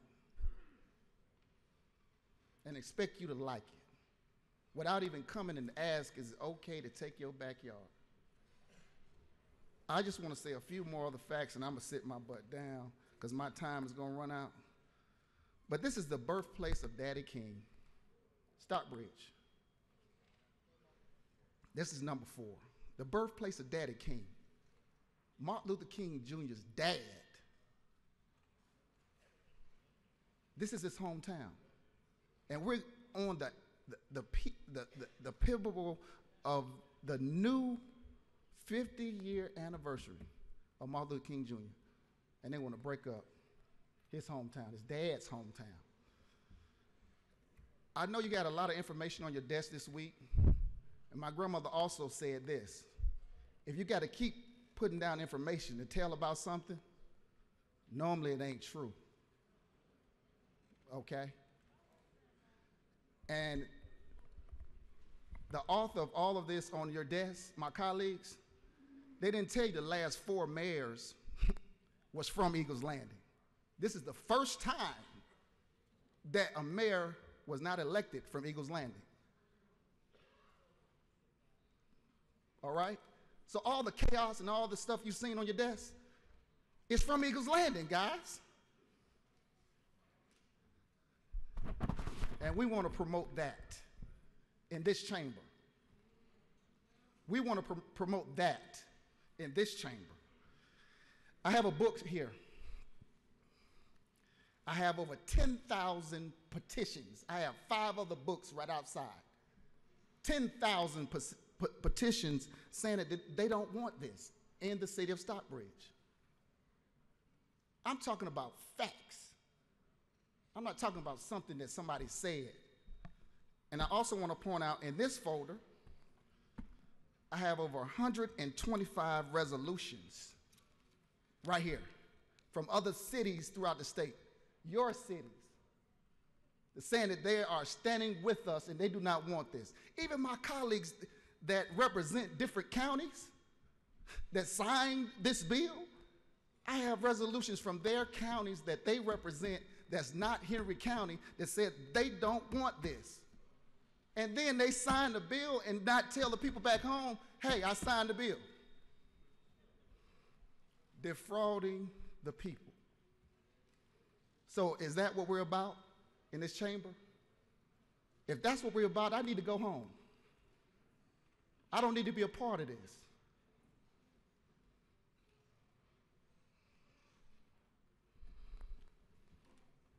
I got one more thing I want to say about these bonds. We have $20 million worth of bonds. They want to leave, but they don't want to take the debt with them. Who does this? In 2018, you're going to tell me this is still going on in America, in the #1 state of doing business. Help me understand that, ladies and gentlemen, my colleagues. But you'll stand together and we'll go straight down party lines on this thing. But guess what? God is not pleased at this. He is not pleased with this. It's mine today, but tomorrow, every tub got to sit on its own bottom. And I'm going to say this today. The reason people don't go to church, because they don't want to hear the truth, so they won't be held responsible for what they've heard. Well, you heard today. You've heard today that this is wrong, and you're going to be held accountable for your deeds that we're done in here that's unpleasing to his sight. This is the Bible Belt. $20 million worth of bonds. We got another $60 million pending bonds for our art center, our amphitheater, and our community center. Guys, you know what this is like.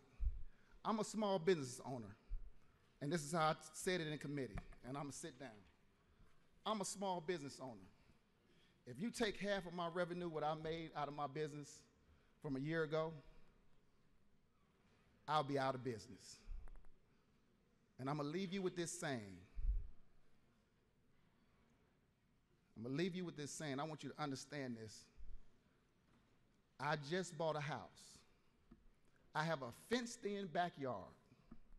But when I buy the house, I come in and I take the fence down. And guess what?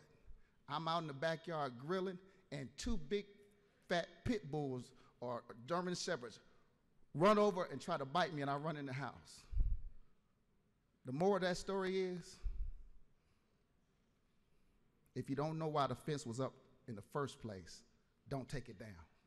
I yield the will.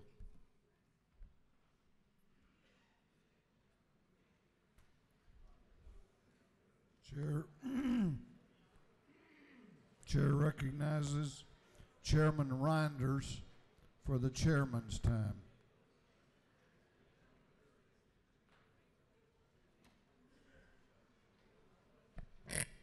Thank you, Mr. Speaker. I want to shuck it down to the cob, as we say in South Georgia. I want to talk logic. I want to talk process. I tell people all the time that you have a moral obligation to represent your district. You do.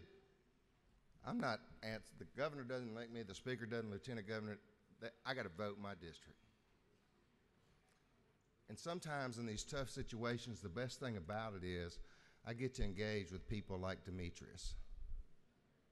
And he and I had conversations all the way through this. Pam, you know this. Howard, you know, we talked about this. Okay. Well, sometimes people are more friend than parliament. I get it, but thank you for reminding me.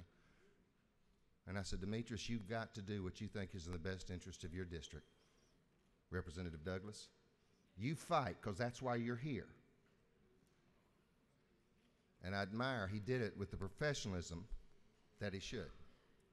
We had the conversation when I said, they got this much time, how much time do you need? And he told me. I did everything I could to make this situation happen. When we talk about the precedent, this is new.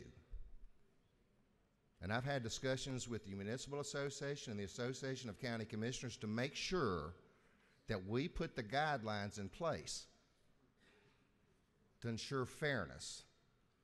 That one doesn't set the guidelines so all of them would always fail or all of them would always pass.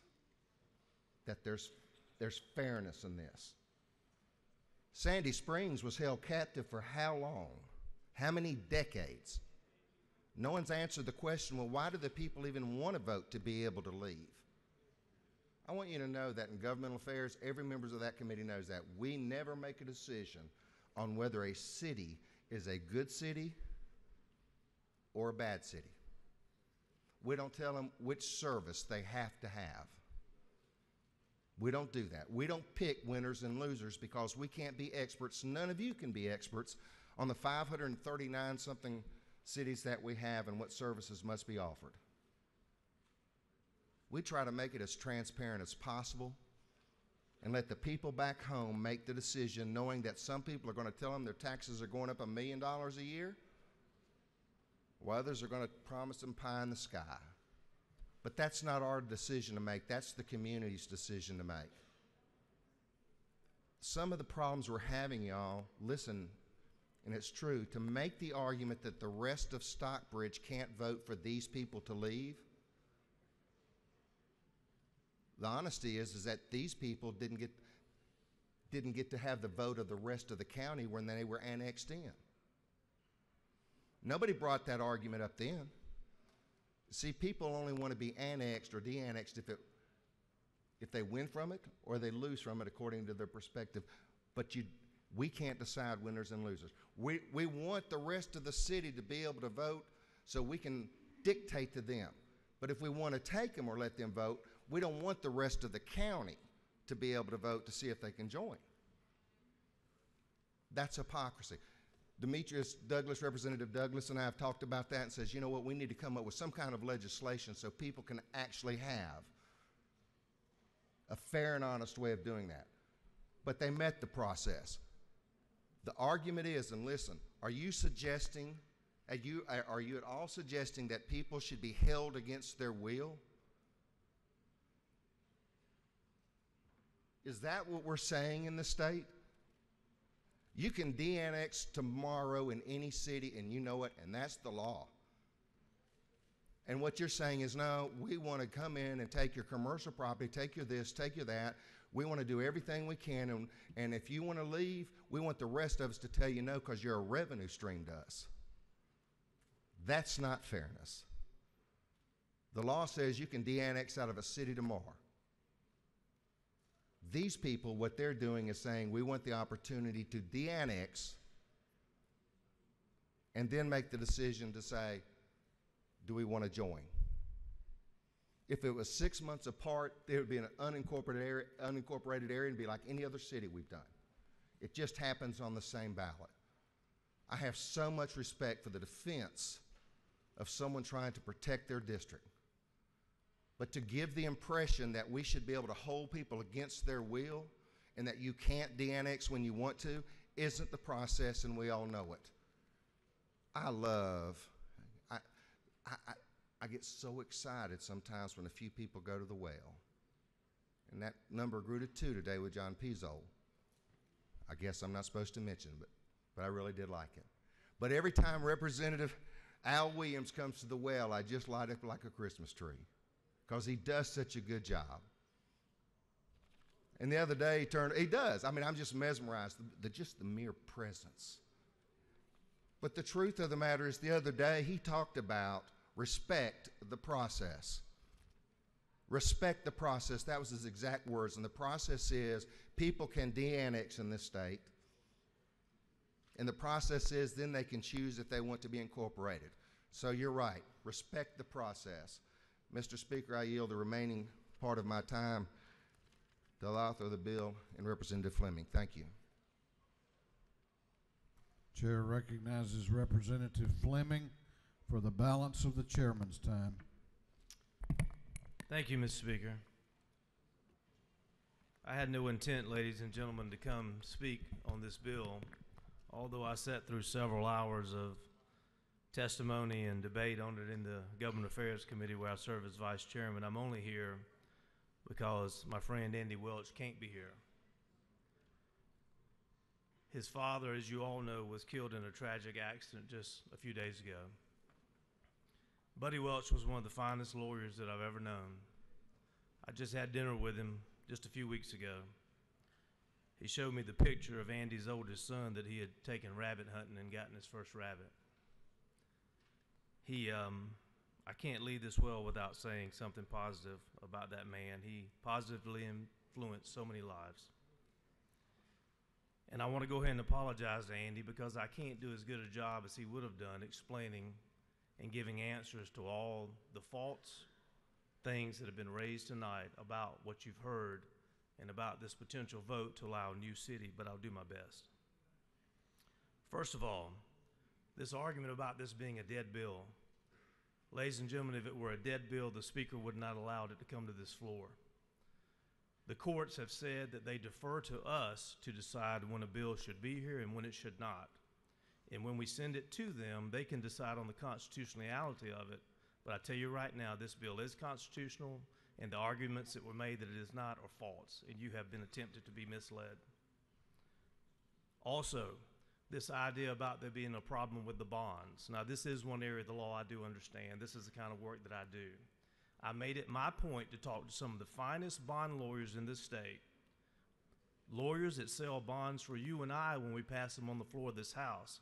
And there's absolutely nothing wrong with the bond law and the creation of this new city. It will not cause the problems that you have been misled to believe that it would. Now, let me mention a second to you about this idea of de-annexation. You have been led to believe tonight that there's something unfair about us allowing people to decide to vote or whether or not they are going to de-annex. Well, let's look at the history of that, of what the people that tried to mislead you did not tell you about.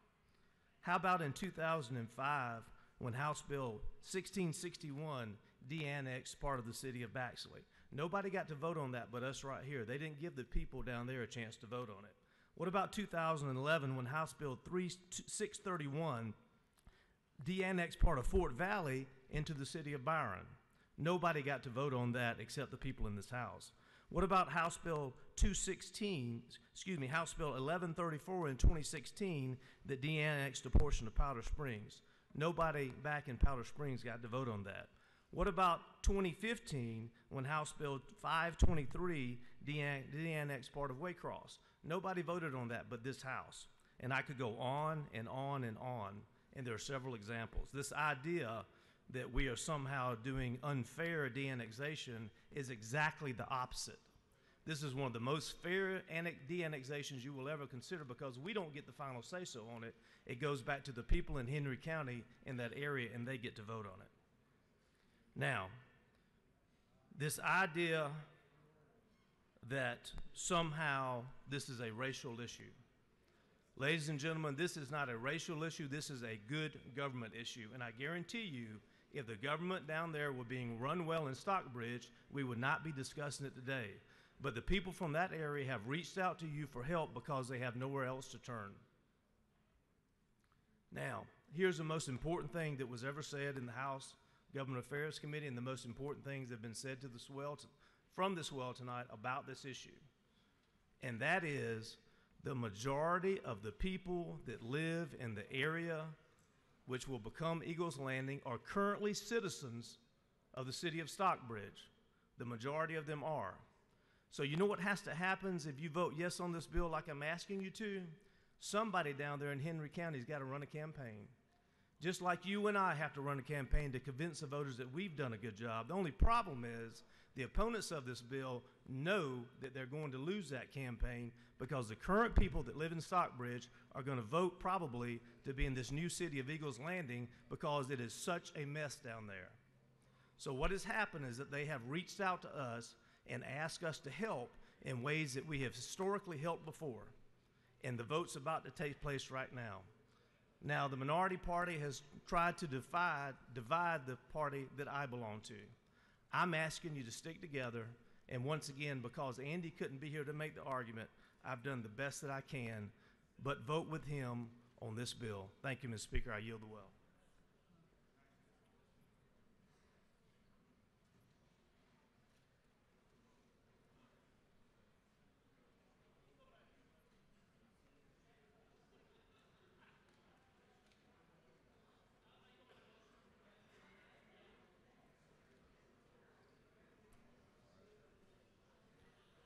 That concludes the speakers. Is there any objection to adopting the committee substitute? The chair hears none. The committee substitute is adopted. Is there any objection to agreeing to the report of the committee, which was favorable to the passage of the bill? The chair hears none. The report of the committee is agreed to.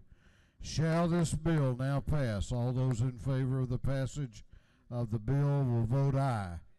Those opposed will vote no, and the clerk will unlock the machines.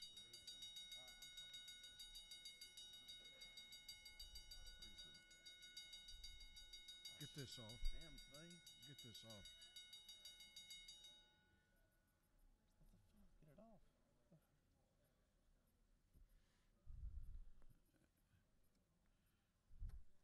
Have all members voted? Have all members voted? If so,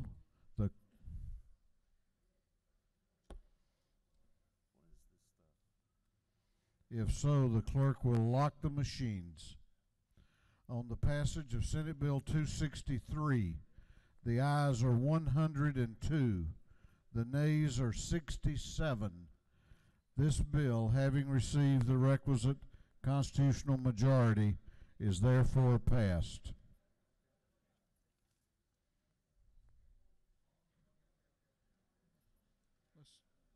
Okay.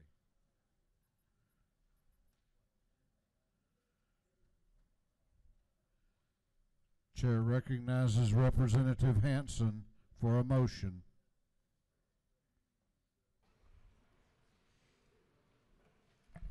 Mr. Speaker, I move that we agree to the Senate substitute of House Bill 904 as amended by this House.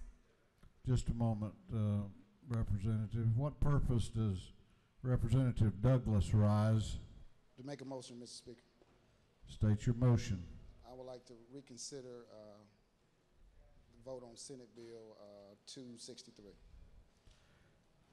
I'm going to recognize you for that purpose, to be fair to you. But that motion should have been made before I recognized the representative on another motion. Okay. I'll wait. So the gentleman has moved that this House reconsider its action in failing to give Senate Bill 263 the requisite constitutional majority. That has to be voted tonight.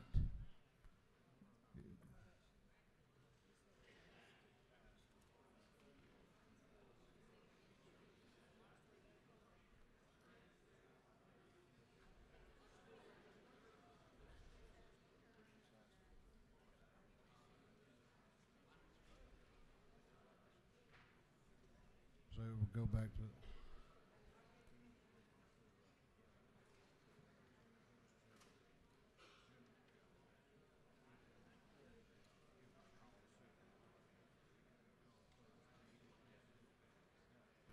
Okay, I stand corrected. We're going to vote reconsideration right now. If reconsideration is successful, it will go back to the general calendar and can be voted either this evening or on Thursday.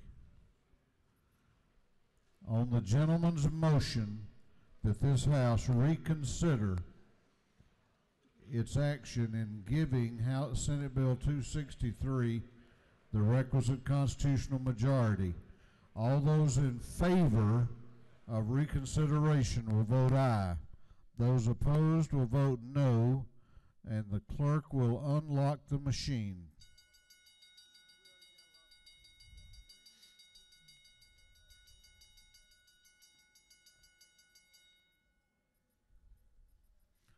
What purpose does Representative Fleming rise?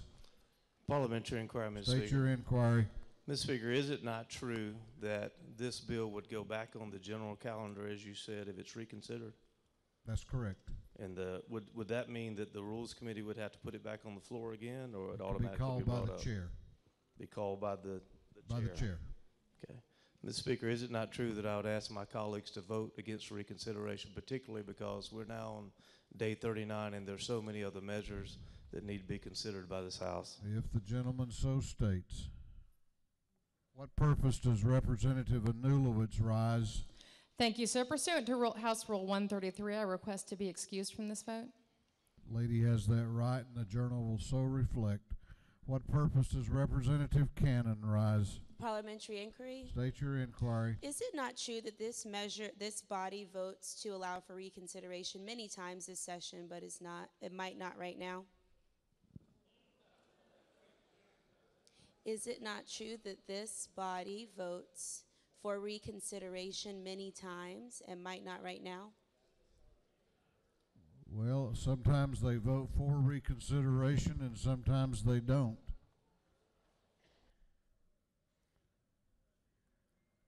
All those in favor of reconsideration will vote aye. Those opposed will vote no. Have all members now voted? Have all members voted?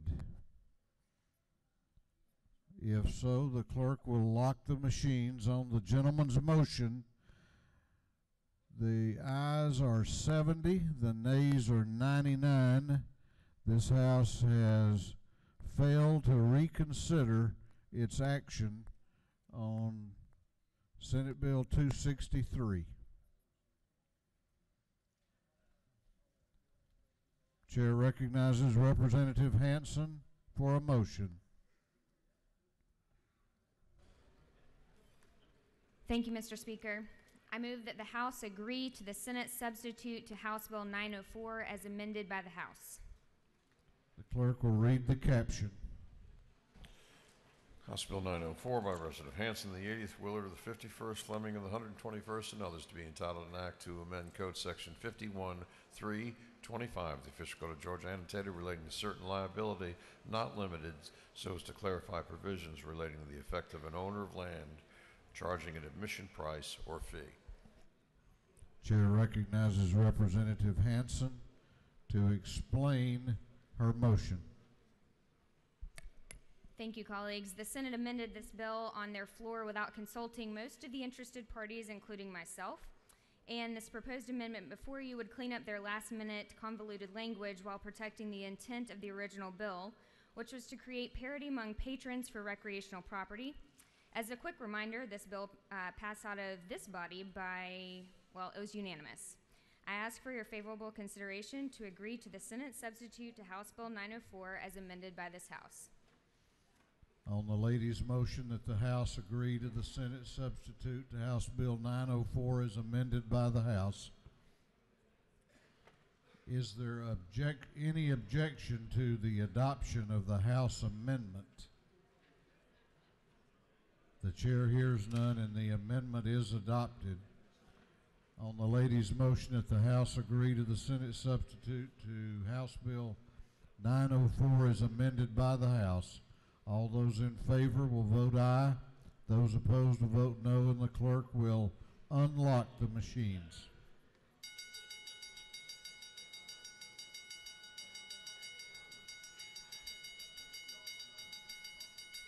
Have all members voted? Have all members voted? If so, the clerk will lock the machines. On the lady's motion, the ayes are 155, the nays are 16, and this House has agreed to the Senate substitute to House Bill 904 as amended by this House. Chair recognizes Chairman Dempsey for a motion. I move that the House insist on its position on House Bill 906 and appoint a committee of conference. Chairman Dempsey has moved that this House insist on its position on House Bill 906 and that a conference committee be appointed. Clerk will read the caption. House Bill 906 by Representative Dempsey of the 13th, Ballinger of the 23rd, House and the 170th, and others to be entitled an act to amend Article 4 of Chapter 18 and Title 50 of the Official Code of Georgia, annotated, relating to the inspection of public records so as to exclude public disclosure of personal information of certain foster parents. On the lady's motion, is there objection? Is there objection? The chair hears none, and this House has insisted. The chair appoints as a committee of conference Chairman Dempsey of the 13th, Representative Reeves of the 34th, and Representative Fleming of the 121st.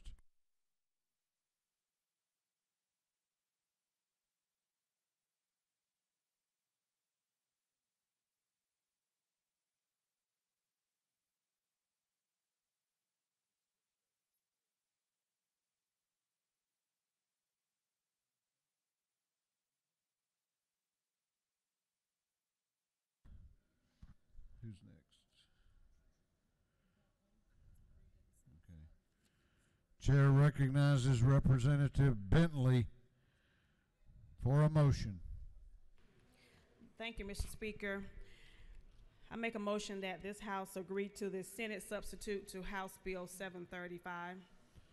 Representative Bentley moves that the House agree to the Senate substitute to House Bill 735.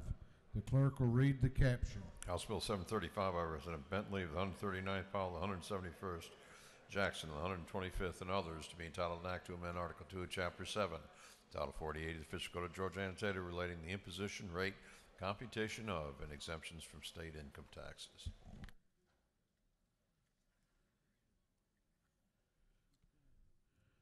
Chair recognizes Representative Bentley to explain her motion. Mr. Speaker, the House overwhelmingly passed House Bill 735, which is a proposal from the House Rural Development Council recommendations. The short line tax credit in Section 2 of this bill the House passed is basically unchanged. The Senate added sections to the bill relating to storm water fees for railroads, including language that was included at the request of the governor's office. I would appreciate your vote to agree to the Senate amendments to House Bill 735. And with that, Mr. Speaker, I will You have no questions. Well, with that being said, I thank you, and I ask that you favorably support the amendments to House Bill 735 and ask you for your favorable vote on this piece of legislation. Thank you. On the lady's motion that the House agree to the Senate substitute to House Bill 735. All those in favor will vote aye. Those opposed will vote no, and the clerk will unlock the machines. I see them over there. Have all members voted? Have all members voted? If so, the clerk will lock the machines. On the lady's motion, the ayes are 160. The nays are 9. Is that right? And this House has agreed to the Senate substitute to House Bill 735. Chair recognizes Representative Donahue for a motion. Thank you, Mr. Speaker, members of the House. I ask that we agree on HB 671 substitute by the Senate.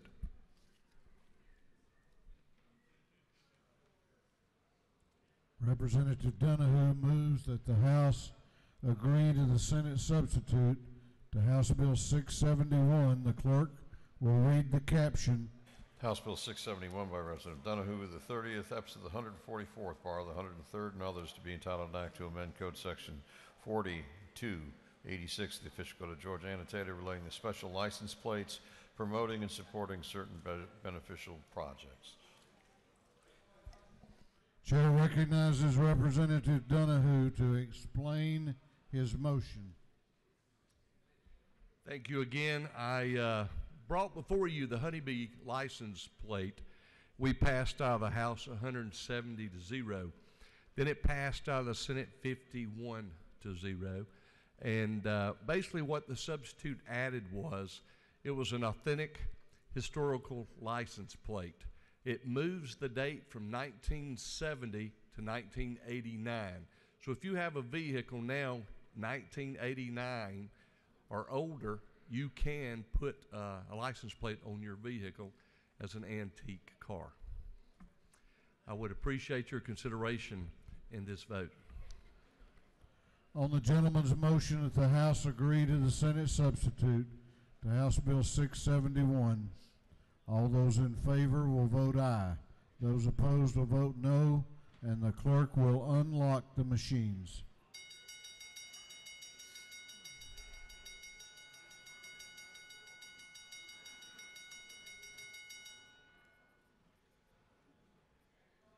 Have all members voted? Have all members voted? If so, the clerk will lock the machines. On the gentleman's motion, the ayes are 168, the nays are 0. This House has agreed to the Senate substitute to House Bill 671. The chair postpones the following measures until the next legislative day: Senate Bill 430, Senate Bill 452, Senate Bill 335, Senate Bill 191, Senate Bill 332, House Resolution 1036, House Resolution 1107. Chair recognizes Chairman Sam Watson for an announcement. Thank you, Mr. Speaker. Ladies and gentlemen of the House, Rural Caucus will meet tomorrow at 12 o'clock noon. We've got the Georgia State Federal Inspection Service coming, and we also will have a very special guest that I think you might want to be there to hear. And look forward to seeing everybody at 201 Department of Ag tomorrow. Thank you. Chair would like for you to join with me in wishing a happy birthday, at least for another hour, to Representative Jody Lott. Representative Lott. Chair recognizes Chairman Tom Taylor for an announcement. Thank you, Mr. Speaker. The Martok meeting scheduled for tomorrow because of the impending funeral of Governor Miller, the state funeral, will be canceled and postponed to a later date. Thank you very much. Chair recognizes the Majority Leader of the House for a motion. Mr. Speaker, I move that this House stand adjourned until 10 a.m. Thursday, March 29th, 2018. Come see me tomorrow. I don't remember. 10 o'clock. The Majority Leader has moved that this House adjourn until Thursday, March 29 at 10 a.m.